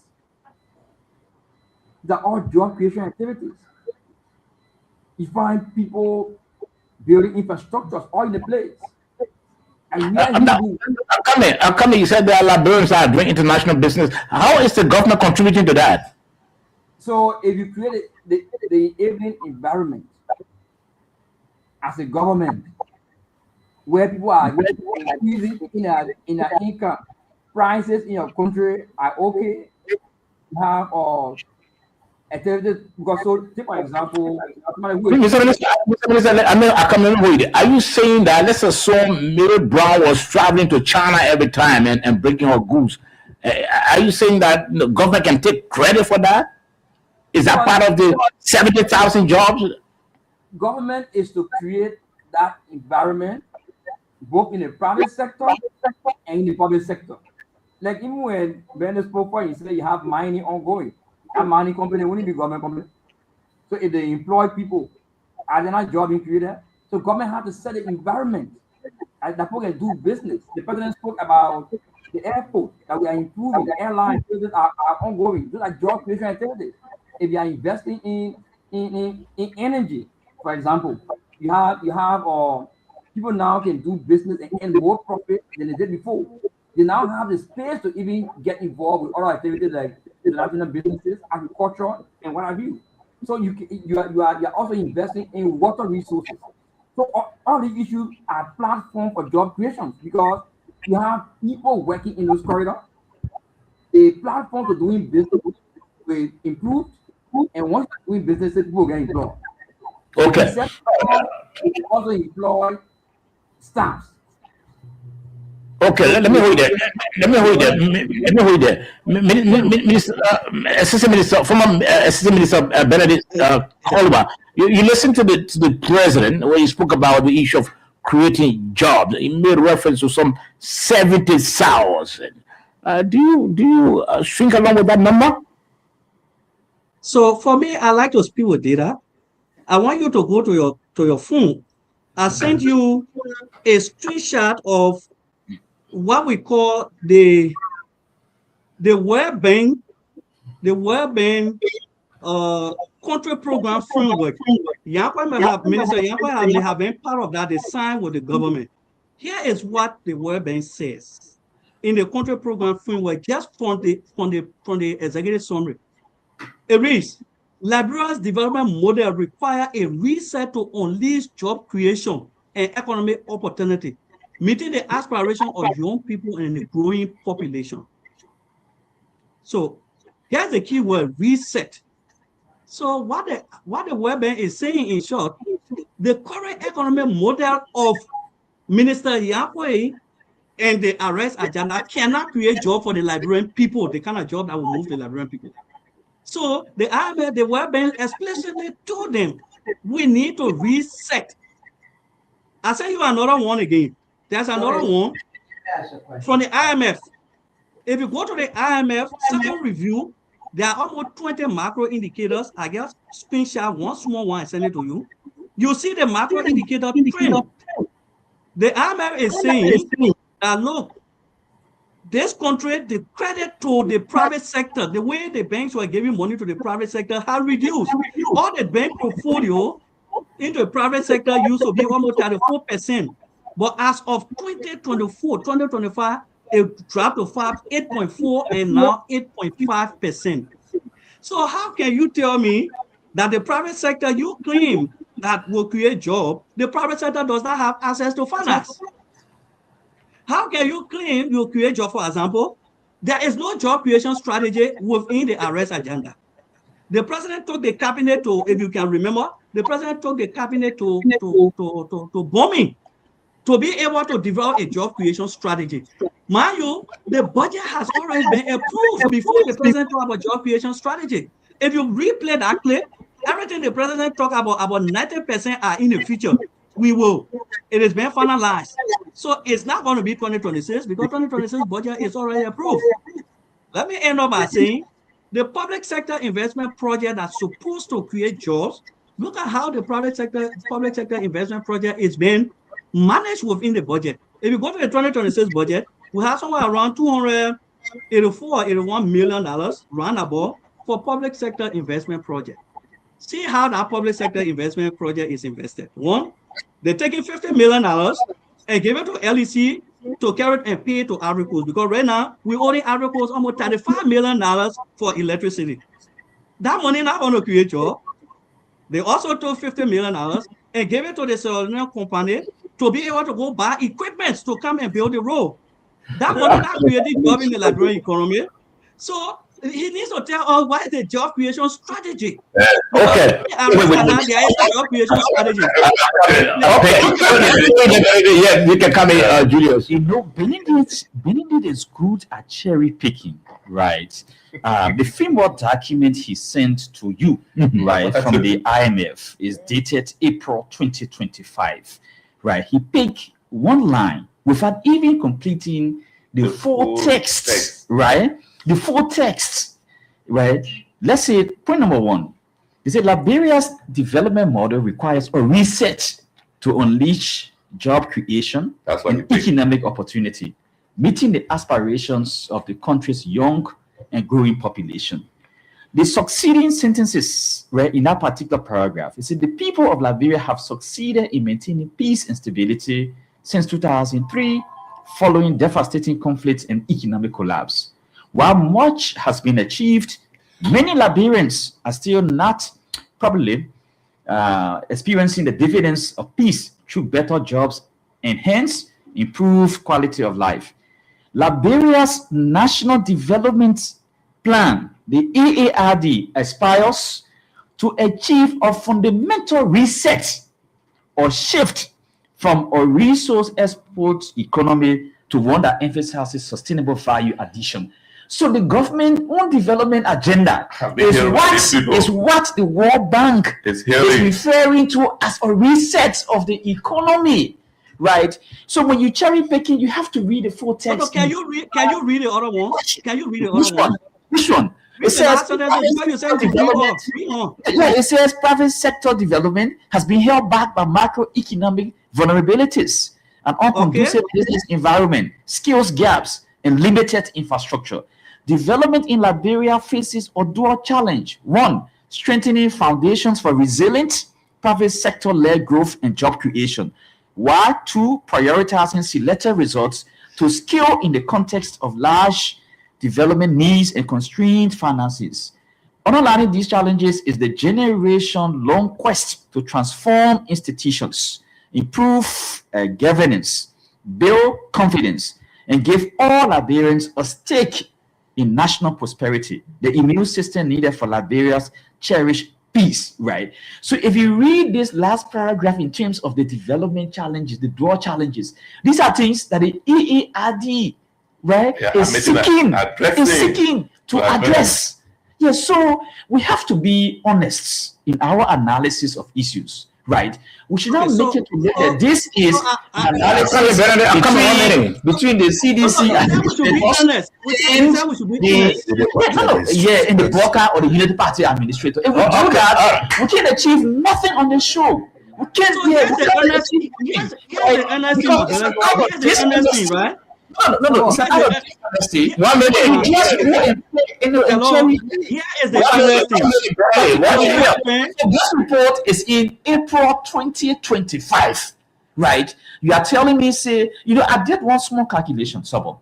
Well, I agree with Benedict, and I agree with Yankwe, I agree with you, and anyone that would say the government will have to be open to present the statistics about these jobs that the president spoke of, right? Yes. But Sabo, 70,000 divided by 12 months. 12 months, you will see that 5,800 or more jobs. Divide that 5,800 or more by our 15 counties. 388 jobs for Monserrado, for instance.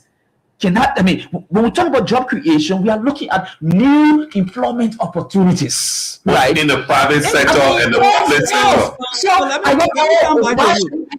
Over 70,000. All right, let's Better you can come in quickly. Let me come back to you. You said we should be sincere.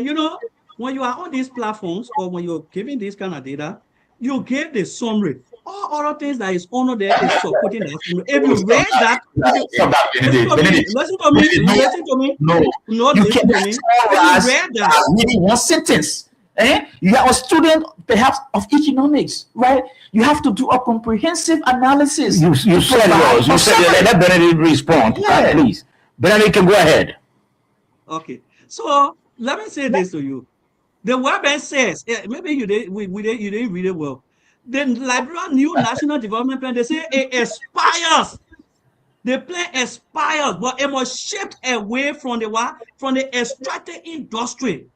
What the World Bank is saying, even though in your mouth you say this is what you want to do, but your action to still rely on the extractive industry will not create job. How? Listen to the president's speech that we are discussing. The president said this growth is coming from where? Mining, extractive industry. That is not a reset. You have to shift away from the extractive industry. The World Bank says that very clearly. So to summarize that, 1 minute. Listen. Let him I agree with Benedict on the overall economy in terms of shift, right? The Ellen Johnson Sirleaf administration promised the same shift, right, from the extractive to manufacturing. The George Weah administration came, they did the same thing. The Broker administration, just recently, the Broker administration put a hold on the extraction, for instance, of rubber from the country, right? That changed little, right? So, I mean, we should not be repeating these sort of refrains. Oh, yes, you need to shift from export to whatsoever. It's difficult. The economic system that we have, and this is the fundamental challenge of every Liberian administration. This new liberal economic model is an extractive sector. It is on our Let's listen to. As long as 1 minute. Let's listen to and then we'll go to Mr. Nyankwo. Don't transition quickly. Agreement with me. That is the basis for which those summaries are made. I wouldn't read all to waste the people time, but the succeeding sentences tell you, even though the government aspired that they will shape away, but they're still not doing it. So the conclusion goes on to say we need a reset of the economy, and the government stated very clear what needs to be done. Now, the president said it. The speech that or the recording that we are analyzing, the president said GDP growth 5.1%, and where that growth came from. He said it came from mining, agriculture, extractive industry. So what portion of agriculture? Rubber latex going to America or going somewhere to be sold. Raw crude oil, palm oil going. It's not coming from processing cassava product and sending it out. It's not coming from processing cocoa. This is where the poor people are. So okay, so you agree with me that this shift of the economy will not create jobs. That's what they're saying. Okay, let's go there. Go to Minister Nyankwo quickly, so that we can transition to the issue of prices of basic commodities. The president says something which I want us to look at, very, very well, and he made a very strong statement. He said, the country is better, is in a better state than what it was 2 years ago. Now, I know you have to but sorry, he didn't say that. Read that particular play. He said the country is better than a year ago. Read that play very clear. No, I can't read that. But let's go to Benedict. I mean, let's go to Minister Nyankwo. Then we'll come to the issue. I want you to state the right statement. We'll play that. Yes, Nyankwo, let's hear from you, Minister Nyankwo. Let's hear from you. Let me tell Julius, thank you. I was trying to get a particular data. Bernard spoke to because the same issue Judah read about cherry picking. Bernard said when they took over in 2005, GDP growth rate was 2.5%. That's true. I agree with you. But then one thing he never said is this. At the end of 2018, GDP growth rate was 1.2%. He didn't make mention of that. In 2019, it was minus 2.5%. He never said that. Okay. So, listen to me. You never had control. And I said, Sobo. Yeah, let him Okay.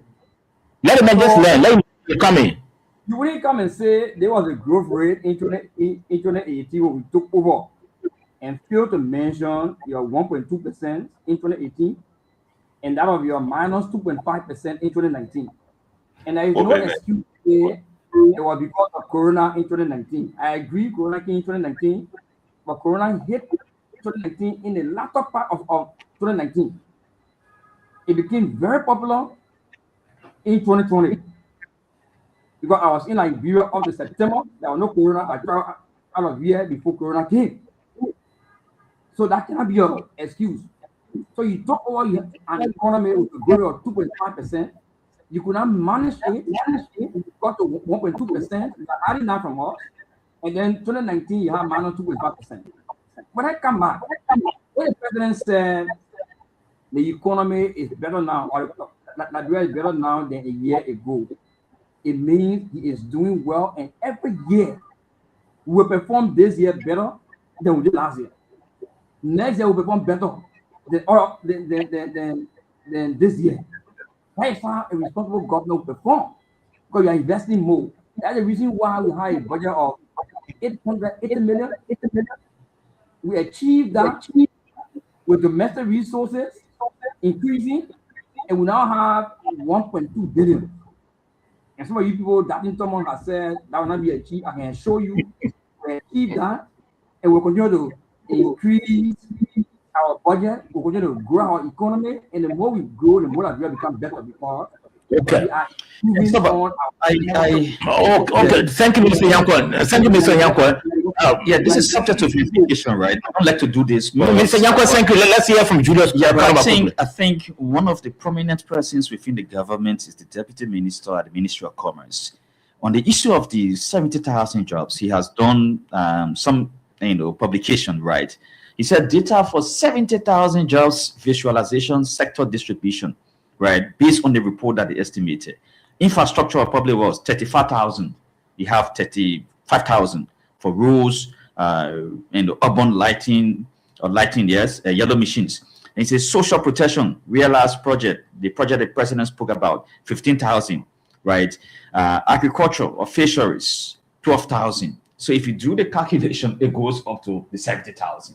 So I mean, this issue of the 70,000 for me is a small number, very small. If you look at Liberia as a whole, the type of economic activities that are occurring, right? It's a small number. Okay. All right. So let's play this tape before we come to you. No. You didn't play. Listen. You didn't play the tape for them. So Come on, Benedict. Come on. I know you always reject it. Come on. I say you want screenshot again. You know, Minister, I always say this is where we are going. When one group of people feel that they know than the other people, we get into trouble. Go ahead. You agree with me that GDP growth, the GDP growth is calculated and finalized in central bank's report. So 2017 GDP growth ended at 2.5. So you have agreed with that. Here's the challenge I want to show you. I want you and myself to bet. If you prove that GDP growth will level at 1.8%, I will resign from CDC and join United Party. If you don't prove it, you resign from United Party and join CDC. Let me put you on course. I said 2018 had 1.2%. You met. How about 2023? Listen to me. How about 2023? Wait now. How about 2023? Listen to me now. Listen to me. You guys, party No. Yeah, that's political. Benedict has seen the challenge. Let's Nyanko answer. Your 1.2 in 2019, you have minus 2.5. What was the growth we left? That's why I want you to tell the public. What was the growth we left? Start agree to the 1.2 and the minus 2.5%. Agree. You can't do this. I told you we inherited an economy of at a growth rate of 2.5%. Then your we first left year, it. Well, listen, wait for me. No, your first year, what happened? Wait for me. We left it at 4.6%. But you didn't inherit 2018. What did you do in 2018? You didn't inherit, listen, Minister. Let's be courteous. 1 year from you. No, but you didn't inherit 2018 from us. What you inherited from us is why I'm. They get 18 and 19 to you. Give that. Minister, we got to be courteous. Mr. Nyanko, why should you be concerned about why you didn't inherit? Yeah, why are you concerned about why you didn't inherit? It's outside your team. The economy, listen to me. The economy is the Minister, let's be courteous. You say you're teaching me, and not Minister, let's be courteous. The economy. No, that me speaking. Give me chance. So, Mr. Nyangwa, let the mayor come in. You come on. You come in a little on before we go to the issue of prices of basic commodities, and then we end there. Let's hear from you, former Minister Benedict Koluba. The economy. Let me put the economy like a living being. So, but Joy, you are a living being. You get up in the morning. You go to work. You are very sound. And probably somebody call your wife and say, "Oh, your husband here, you will carry him to the hospital." It doesn't mean your end. You go take your medicine, you get well. So what Minister Nyangwa should be concerned about is what kind of economy we turn over to him. When we pick out the economy he had made, it was 2.5%. In between COVID and in between there was turbulence. It's like the flight picking up. We pick up in 5 years and let. Hey, my man. 18-19. Just do that for us. They will know you did well. I mean, I thought we came to a civil discussion here. Yeah, we hand that over to you. We hand that over to you a better. We hand that over to you a better economy. Then we hand that over to you a better economy. Then we inherited from Unity Party. Unity Party gave us two. My man. Amen. So what was the growth rate you inherited 2023? If you give me 2018 and 19, I'll give you 23. No, man. I will show Look, so gentlemen, we don't have serious person. I will not come here. So I'm a serious man. That's not you. That's serious person. I will not come here. No, I think the minister is a serious man.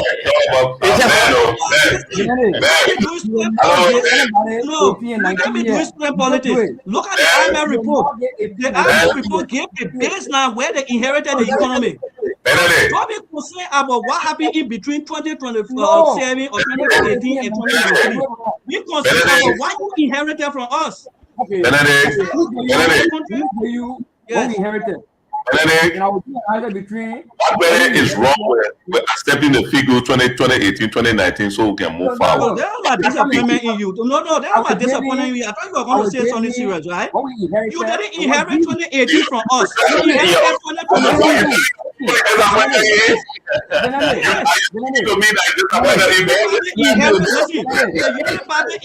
2023. I will give you all two. Did Unity Party inherit 2018 from us?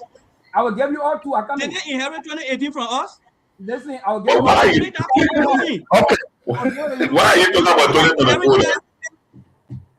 I'm talking about 2024 because a Unity Party era. I will give you. I started about 2018 and 2019 were not CDC era. It was CDC era, but what did I don't want to accept that. No, what did we turn over to Unity Party? I'll give 23 and 24. All right, so you guys don't understand this. Minister Nyangwa of 4.6%. According to the Central Bank 2023 report, according to Central Bank 2017 report, we inherited an economy that was growing at 2.5%. Then you want to come in between and say, "Oh, the day you were sick, you are looking like a little baby." But I'm talking about I was sick. I took tablet. I got well, and I'm working. You say no. The time you got sick. The time you were sick. What happened to you? The time you were sick. You are doing what? It's natural. Okay, all right, gentlemen, we have to transition. We're back over there. Minister Benedict, former Minister Benedict Koluba and current Minister Nyangwa. Please let's transition. Let him tell us the economic growth rate that they inherited, the one they gave to us, 2017 and 2023. I will give you that. I will give you that. You give me 10. Give me 10. I will give you 17, 18. I give you 23, 24. I'll give you all two. I want to. I'll give you 17, report.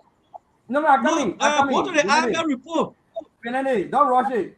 I'll give you 17, 18, and give you 23, 24. Yeah, give me 10. So, okay. In 2017, you made a GDP growth rate of 2.5%. Okay. Your first year, you went to 1.2%. That means you declined by 1.3 percentage points. Let's go to 23, 24. You had a growth rate of 4.6% in 2023. We took over, we had a growth rate of 4.0%. When you do the math, that is 0.6% of percentage points. Who performed in the other? Who declined more? See what argue? You Who asking me? performed better? No, you I'm asking me? Who declined more? So I'm giving you all two. we inherited. Listen now. You have admitted we inherited an economy growth rate of 2.5%, and we turn it over to you at 4.6%. So you are now struggling to get back to 4% or 4.6%. There's no debate. So we declare that we hand it over you. Listen to me. We hand it over to you a better economy than we inherited. There's no debate about that. You can confirm it. That's not true. You made it at 2.5. You went to 1.2. And left it. You declined And we by left it at what? 1.2 percentage points. We left You it made at what? 4.5. You said we left it You at went to 4.0. 2.6 and 2.5. Which one is higher? So, Sabo, Okay, so gentlemen, sometimes it's good to bring justice to the discussion. The current government is still in power. They have not left power. So when you say we left it at what, it means that that's the last term, the last year of the term of this government. No. Simple question. No, don't misconstrue it. I said why we left. No. Are you disappointed in me again? Why we left is the beginning of Unity Party. It's not the end. I said why we Okay, left. okay. So why you met? Is the Why you met in 2018, right? Did you carry it out in 2018 or you carried it out in 2018? in 2023. We added on in 2023. But when you talk about 2023, then the person be discussing 2029 in a final year. So we don't want that. You say you're not getting the point. I told you we inherited a better. They inherited a better economy than we inherited. He said no, and I told you the reason because we had a growth rate of 2.5%. We turned over a growth rate of 4.6%. So we can judge them by wait for me. We can judge them by their all over growth rate in 2029, and we can also already say because in the AID they are projecting that they will end GDP growth at 5.9%. So if you look at the percentage change there, we move from 2.5 to 4.6. We still be on top of them. But here is the point: what they inherited from us, they have not been able to manage. They are dropping. Okay, so that means a young person come in now. Just 1 minute. That's a simple Let me tell math. you how you got a 4.6%. When you took over, you never knew how to manage the economy. The IMF got to come in with programs to help you. So that the first time we have IMF program in the country, Give me the chance to speak. when a man interrupting me, you don't talk.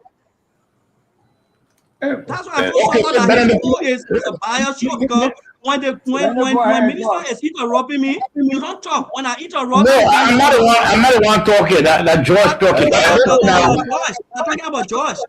Okay, so let's hold you there. Let the men talk, and then if you can come back, you come back. Let's let the men talk. Mr. Nyankwe. Mr. Nyankwe? Yeah, if I'm on now, like Yes, we're on. we want to compare IPO to IPO. So we look at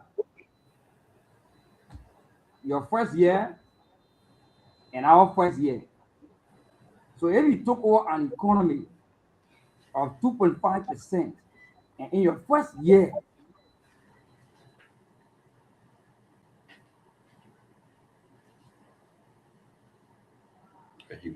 Mr. Nyankwe, you going off? Yeah, I think Can be the current system initially go You are not loud.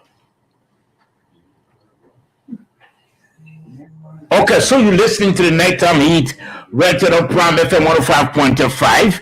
You can share the show. Just if you want to watch online, just tap Nighttime Heat on your Facebook page or maybe your YouTube channel, and then you subscribe, you follow the show, then share the show so that your friends, your relatives, your loved ones, your partners can also follow what's happening tonight on the Nighttime Heat. You know, I think the entire week will have to, because we have a couple of things to still talk.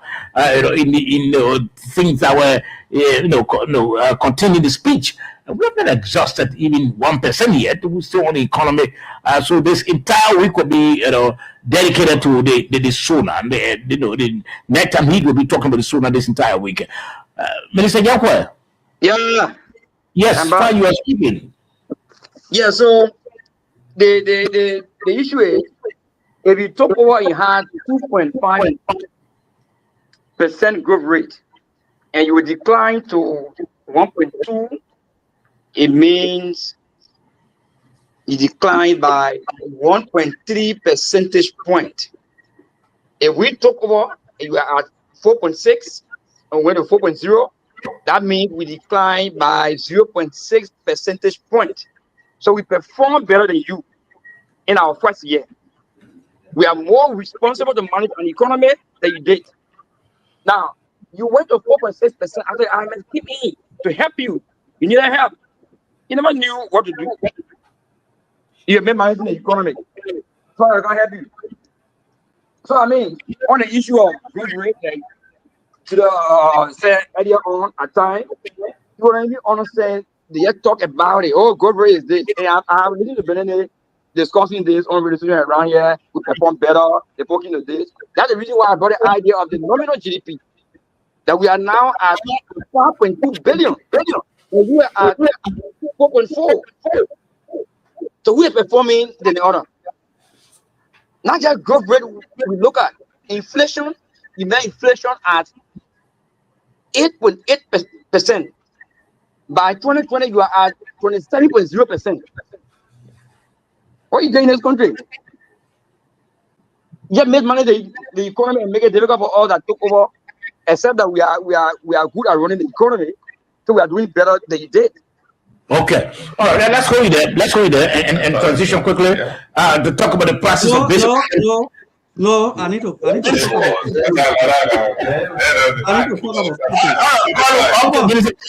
We'll give you just 2 seconds. 2 seconds to respond. Yeah, 2 seconds. I sent you something. I sent you something just now. You must be reading something there. Yeah, because the man doesn't have data. I got proven to you that there was an IMF program before we took over. So I say IMF program. Over the years. That's not the IMF program has been here over the years. It is not because of CDC that IMF program came here. That's what I wanted to debunk. The other side also I wanted to make clear to him is that, look, when we come to these places, we should come with fights. Go to Central Bank 2017 report. I'm going to send it to you now. Get the screenshot. We inherited an inflation rate of 24.5%. Look, Yakwe, how will you be the chief? That's not true. That's not true. Okay, you know why? You know why? Go to the wall. Listen, Sobo. Wait, Sobo. We're going to close the program here. I want you to go to Central Bank website and you tell all the inflation rate. When you close on that, the show is closed. Go to Central Bank 2017 report. I can share it with you, but I don't want you to say that I send it to you. Download Central Bank 2017 report, and because at the year-end report they gave me and gave all the inflation rate. It's on page. I can give you the page number. It's on the preface page, IX.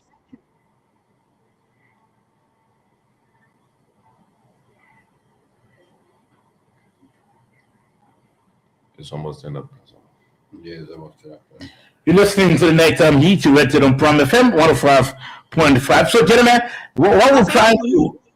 Inflation ended 12.4% from 8.8 at the period of 2016, mainly underpinned by depreciation of Liberian dollars. Exchange rate depreciated by 24%, 24.5%. Okay, so let me read what I have now. Let me read what I have because we have the transition. Yeah. Let me read what I have. I just Google it here. Let me read. According to Central Bank of Liberia report, the year on year headline inflation rate in Liberia was 13.9% at the end of 2017, increasing from 12.5% at the end of 2016. The 2017 inflationary pressure was largely driven by rising food, fuel, and transport costs. So it means that the minister wasn't correct. If you can go to the HAL report, it will also tell you we inherited inflation at 12.5, 12.4%. We left inflation at 10.1%. A better economy from their friend. Okay, so let's go with that. Let's go with them. Mr. Minister, I know you did your clarity already. Let's try to transition.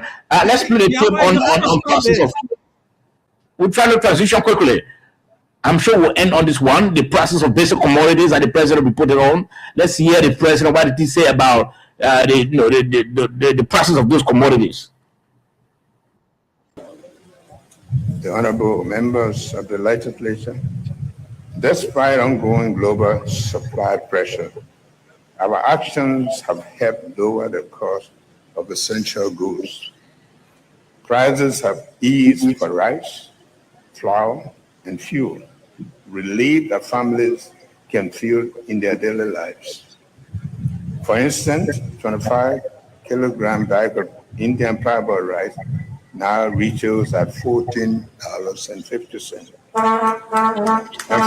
And flowers are dropped from 35 to 35 US dollars per 100-pound bag.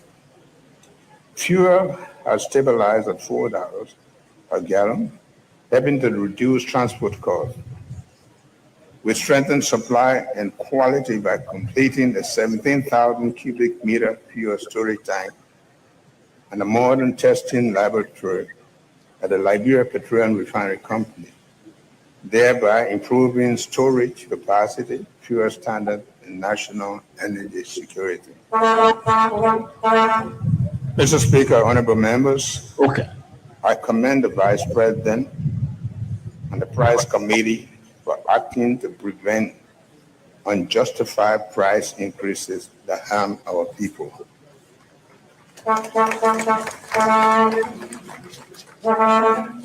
Let me be clear.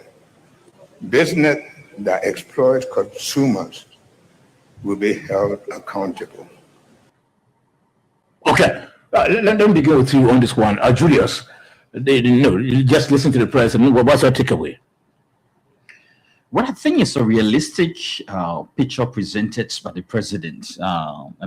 Especially on the costs of essential commodities on the market. So the costs are all factual. Yes, especially looking at rice, because the president did set up a small team headed by the vice president to do a study and to advise the government. And the vice president met with different business actors to ensure that that there was some level of what we call equilibrium in the prices of certain essential commodities within the country. As somebody who is also an everyday user of maybe petroleum products or gasoline, yes, the price has stabilized at around $4.20 for a price of gasoline at the pump level, right? The issue of flour, well, I don't have much information on that because the issue of the LPRC in terms of the tank, the storage tank that was being procured or modernized by the LPRC, that is something that the LPRC strongly engage. I know and the popular politician Musa Beniti had a problem with a tanker at the refinery there. So some of these things are the realistic picture presented by the president. Okay. But again, whether the ordinary people in terms of the imports, whether for in the bag of rice, the $14.50, whether it is realistic to ordinary people, right? But sometimes in Liberia, if you do interviews with some of our citizens, they will tell you it's better for the product to be on the market rather than The shortage. the shortage or hauling or this sort of a holding of commodity. But there has been some level of stability in the pricing of the products. So this is unlike doing the unlike when the the CDC president. area. No, I can do a comparative Oh, okay. analysis. I don't have certain facts, but But then in country, now unlike- you buy rice or something. no, unlike when the president took over. When he took over, you noticed that things prices were increasing at a certain Okay, level. I think yeah. rice went to around $16, right? So when this panel was set up by the vice president, they investigated and reached an agreement with the major importers of rice and some of these essential foods and the commodities within the country. And Okay. this has stabilized. Okay. But we have to see now whether the citizens, especially people who are below this sort of a line of poverty, whether they can be able to afford. I mean, it's Okay, something- so let me come to you, Benedict. Former Minister Benedict Kolba, do you give the government credit on this one? Because maybe, during your term, it was a bit different from what it is now. Do you give the government credit or not? So, Julius, I will pick up from where Julius stopped. I said the economy is like a living human being. You got sick at some point in time, but what matters is what do you do to address that sickness? So prices keep going up, especially in an economy where we are dependent on largely imports. We're not producing our own. So it will always be like that. What matters is the ability, the income level, the ability of the citizen to raise income, or the businesses to raise income that commensurate with the current market price.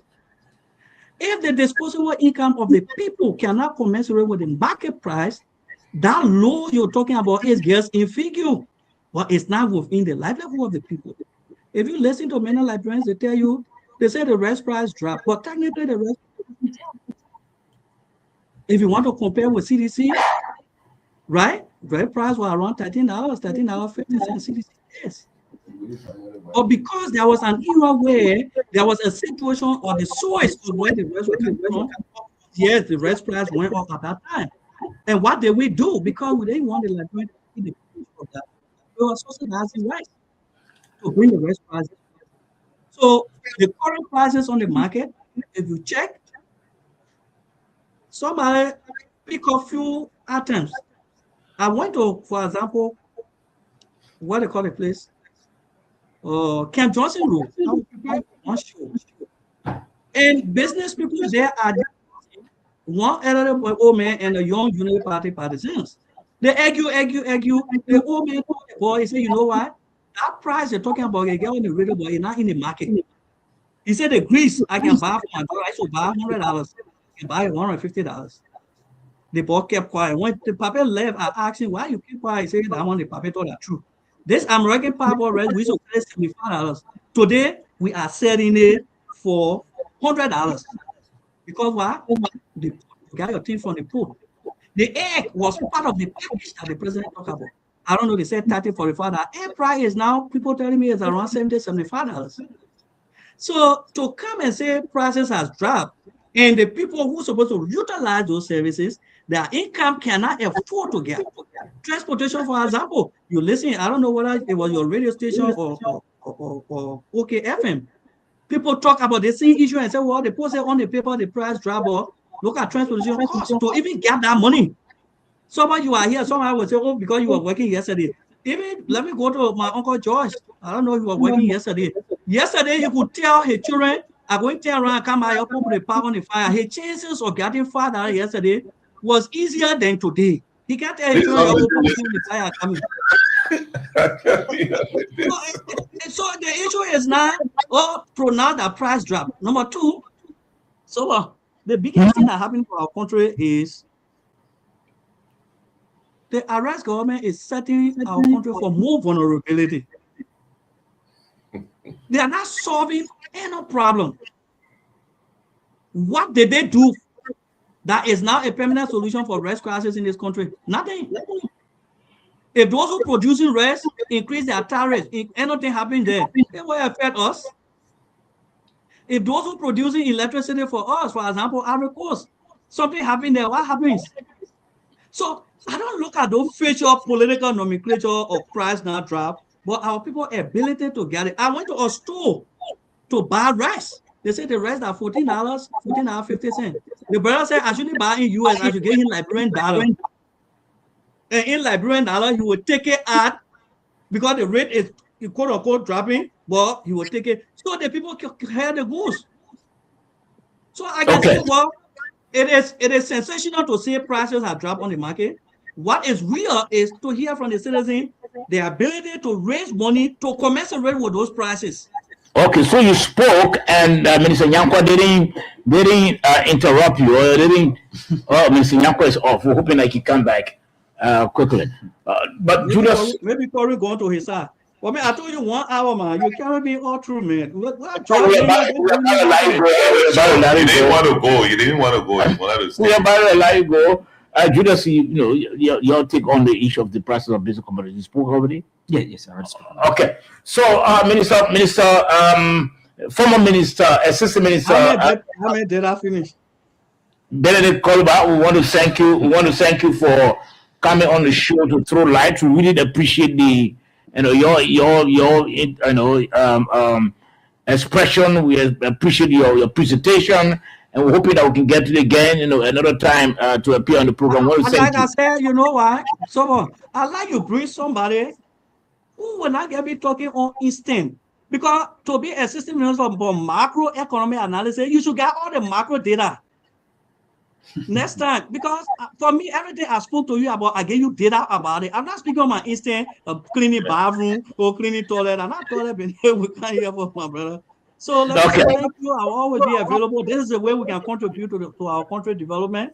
But to tell you the truth, the only one of the major truths I heard from the president, let me tell you, the president said our country is better. The situation is better than last year. The president was right. And let me tell you why he said it was right. If you look at the last 2 years. No. He said last year. He didn't say last 2 years. Last 2 years. No. You want to play that clip? Nyakwe said, I will not agree with you. When Nyakwe spoke, he spoke about you will not agree with you. The president said last year. And I agree with the president because last year, I took 20 macro indicators from the IMF report. Why my uncle looking at my face like that? I'm looking at you.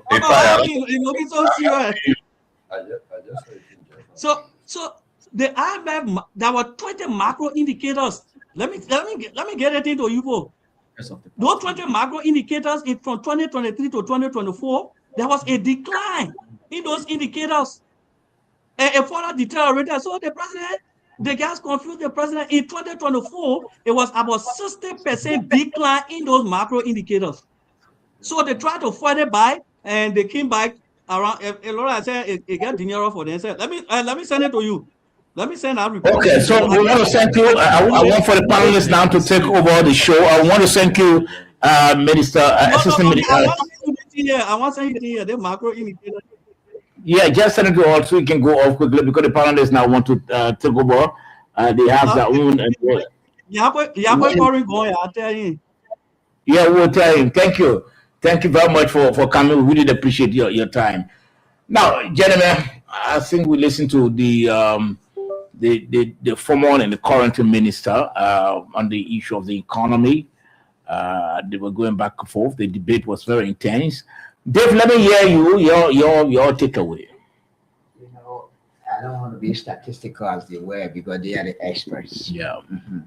But I'd like to immediately talk about the issue of prices, increment of the issue of prices. I had the issue of prices high. To me, a very important factor of the issue of prices I can talk about because normally we men, we don't go in the market to buy. It's our women that go and buy. So there are sort of other commodities we can also buy. But I'd like to talk about the availability of the commodities, most especially petroleum products and the issue of rice that the president mentioned, about the prices of rice. For me, I'd like to dwell on the availability of the commodities. Yes, even if they were not available at that time, they were expensive. But now they are available and the prices are decreasing. For instance, I remember a few years ago, in Vita, almost like it was a scramble for rice. There were long queues. We aren't seeing those long queues again. A few years ago, there were long queues of vehicles, for petroleum products. We aren't seeing those long queues of vehicles again. I mean, so if people say there's nothing has changed, something has changed to some extent. Something has changed to some extent. And most of the government, when it comes to power, not necessarily back out of we are government. When it comes to power, when they say they drive prices, they're weak in terms of enforcing or regulating the prices. It's one of the weaknesses of the governments I've noticed, that even transfer fares, when they say transfer fares are dropped, government will come up with a circular, I don't know how you call that, and say transfer fares are dropped. The commercial drivers still maintain their prices, even down to the passenger themselves, even help the commercial drivers in terms of violating the new transfer fare. So the government is always weak. All the governments have always been weak in terms of enforcement, making sure that policies that they come with are respected.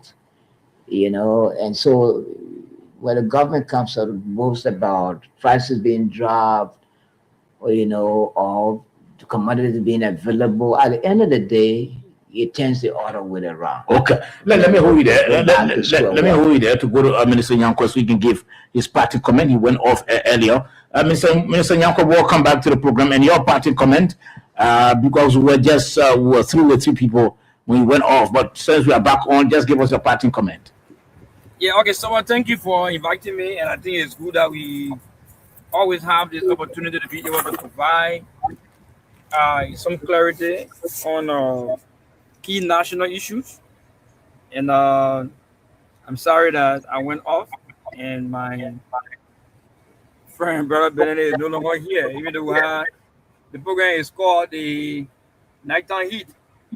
So, I think it was really heated tonight. But quite frankly, people want to come back to government. We understand their situation. So everything we do, we sound negative. They are hunting for negative. But we can promise them they're not coming back to government. We'll continue to try to do what we can. Based on that people will Okay. be genuinely in 2029. And I think we are doing better now that the president said. And he made mention of one thing we want to take into serious consideration here. Yeah, 2029. Okay. All right. Thank you, Mr. Minister. Thank you very much. We're hoping that we can get you another time on the program. Thank you. Thank you very much. Okay.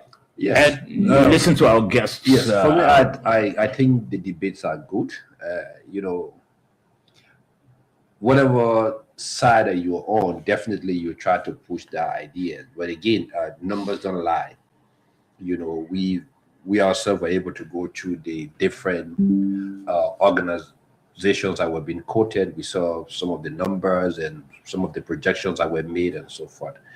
But the overall thing is that I think for those of us who've been in Liberia for the past 2 years under the regime of the President Bouakai and were here for the 6 years, we've seen at least some changes. It may not be 100%, it may not be what we all anticipated, but there are some shift in the way the economy itself is performing, in the way the governance structure is going, and so forth.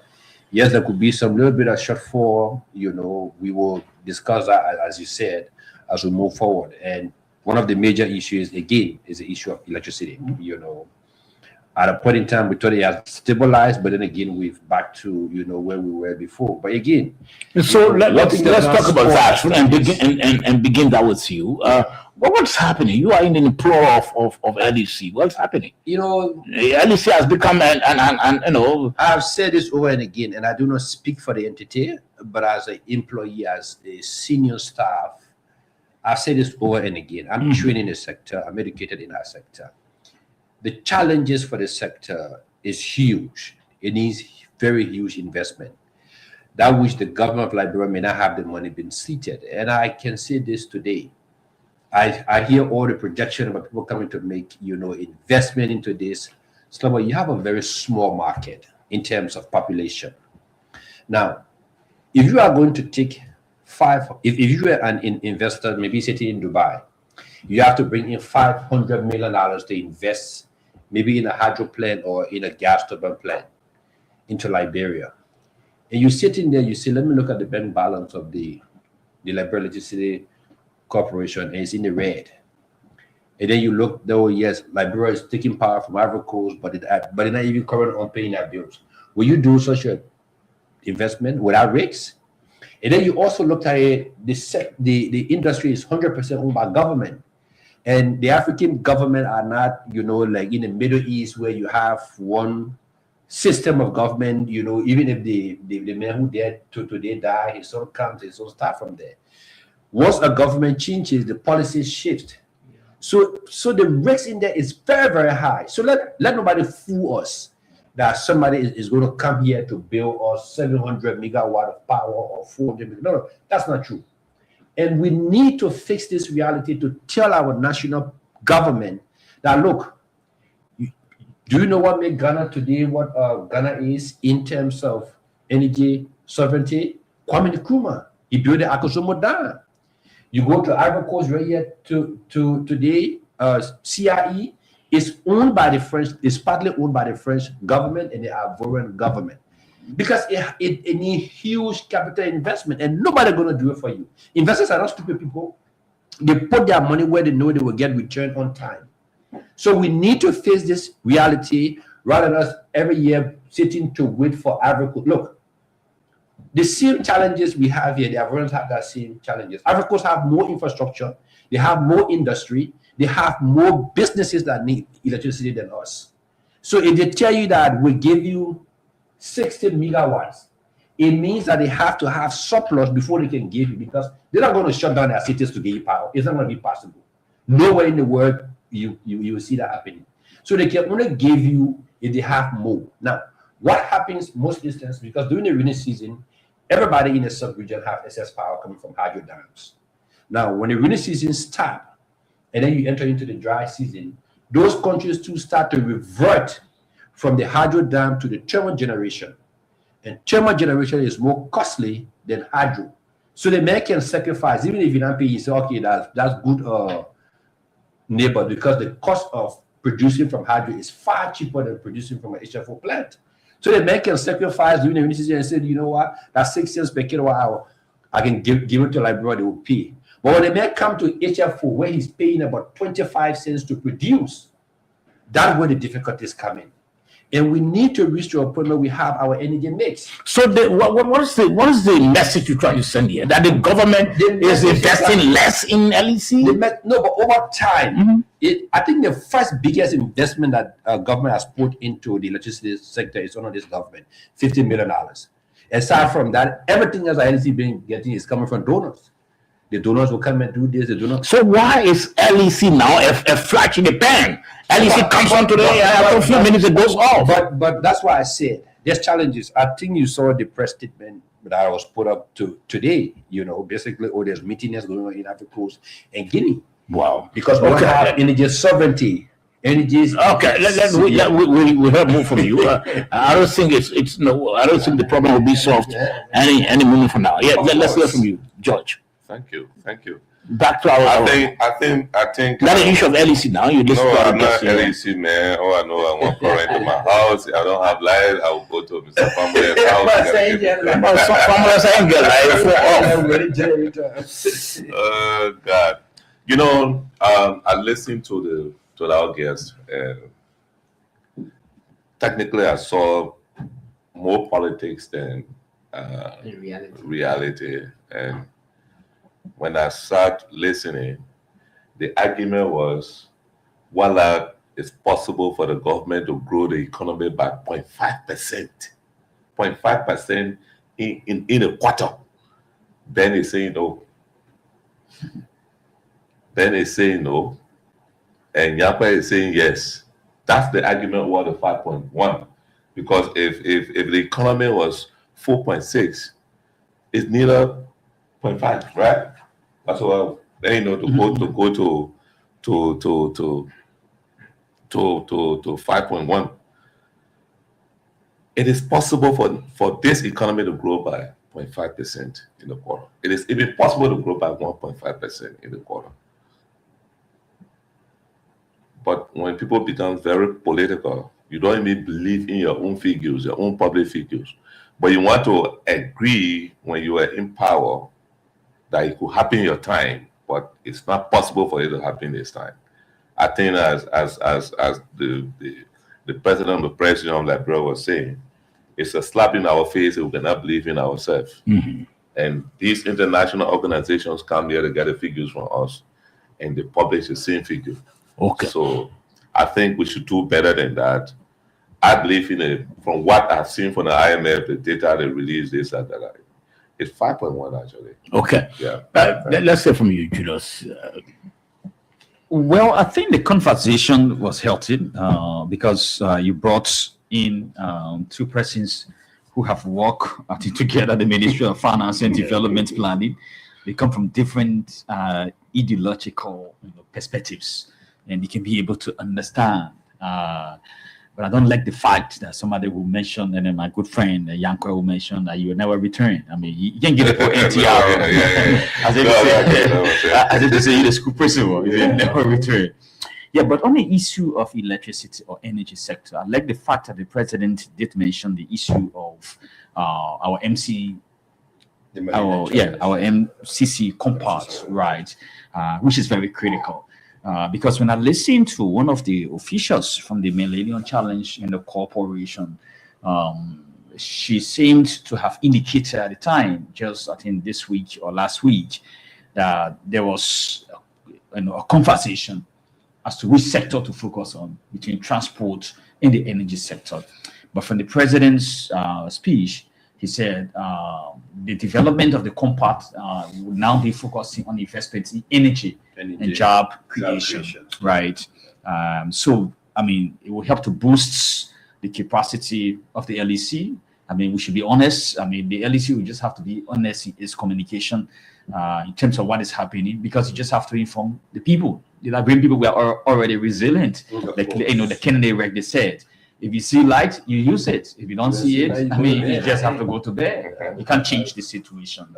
And so, one of the points of the president's speech to which, for us at the level of the Press Union of Liberia, would like to focus on is the issue of the president mentioning that he intends to submit bills to repeal outdated People's Redemption Council era decrees, that created public institutions that no longer serve today's governance needs.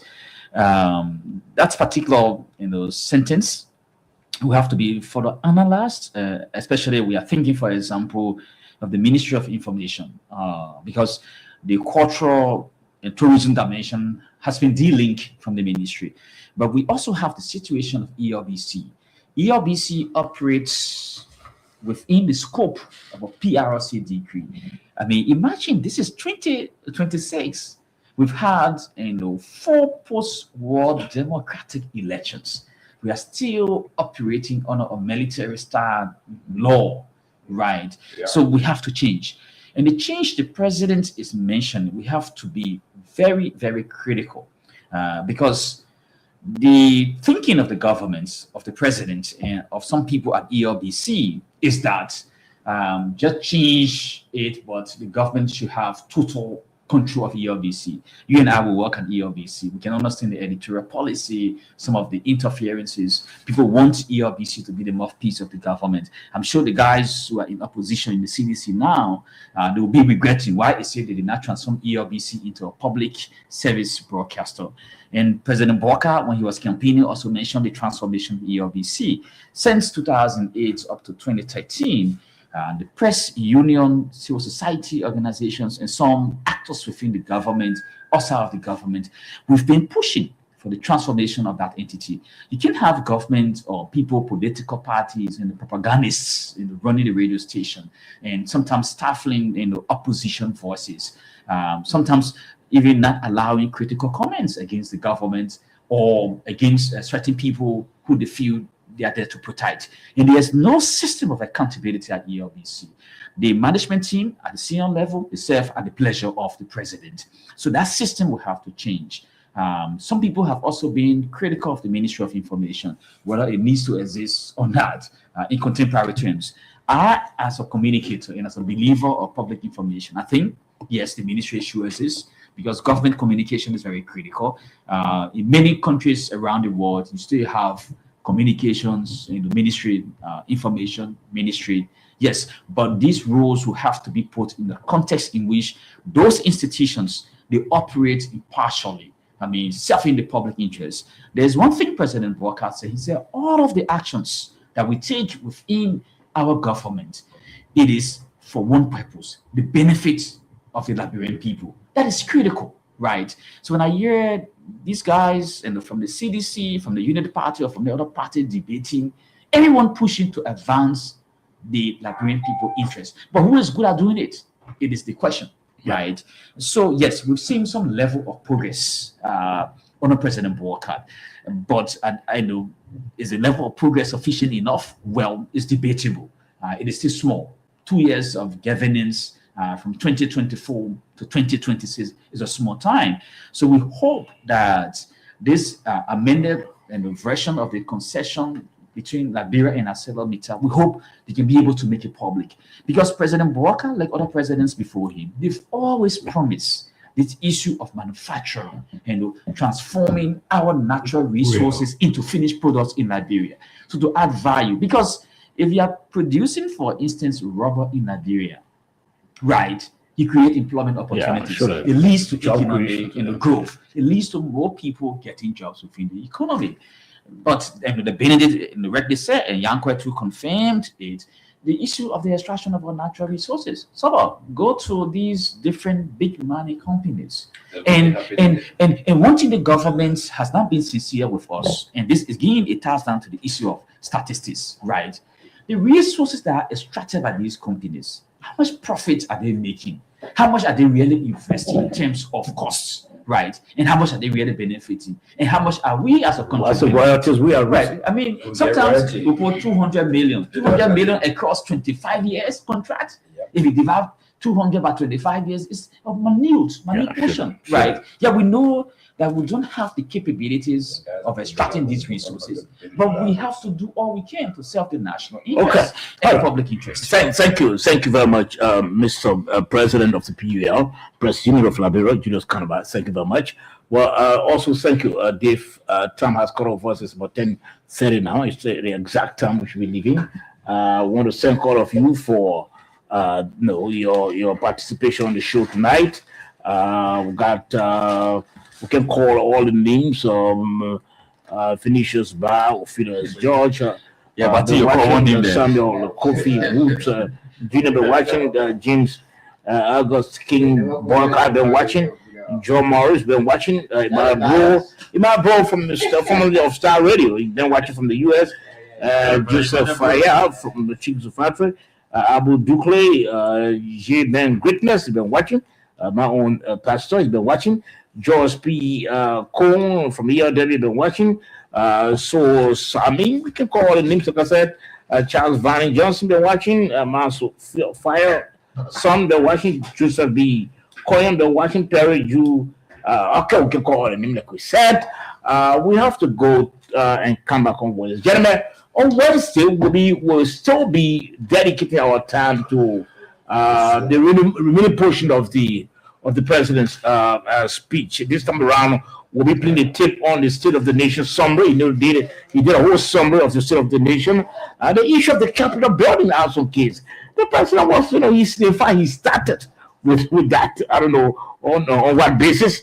The new legislations, that he proffered to the legislation, to the legislature. We'll talk about that. We're already through with the economy. Agreement completed. He spoke about some financial agreement that was completed. The MCC compact, we'll talk about that. Domestic revenue growth, we'll talk about that. And the rest of them, the NTA, he talked about some other 64 bosses that I don't know whether they are in country now or not. The RIA going through some upgrade, the NTA, the maritime, the MPA. We'll talk about all of that. That is on Wednesday and Friday. Beginning next week, the nighttime heat will continue to go every day. That is from Mondays, Tuesdays, Wednesdays, Thursdays, Fridays. Nighttime heat will be on. Join us on Wednesday this week. We'll return. Until then, Sabo George is with him. Have a pleasant time.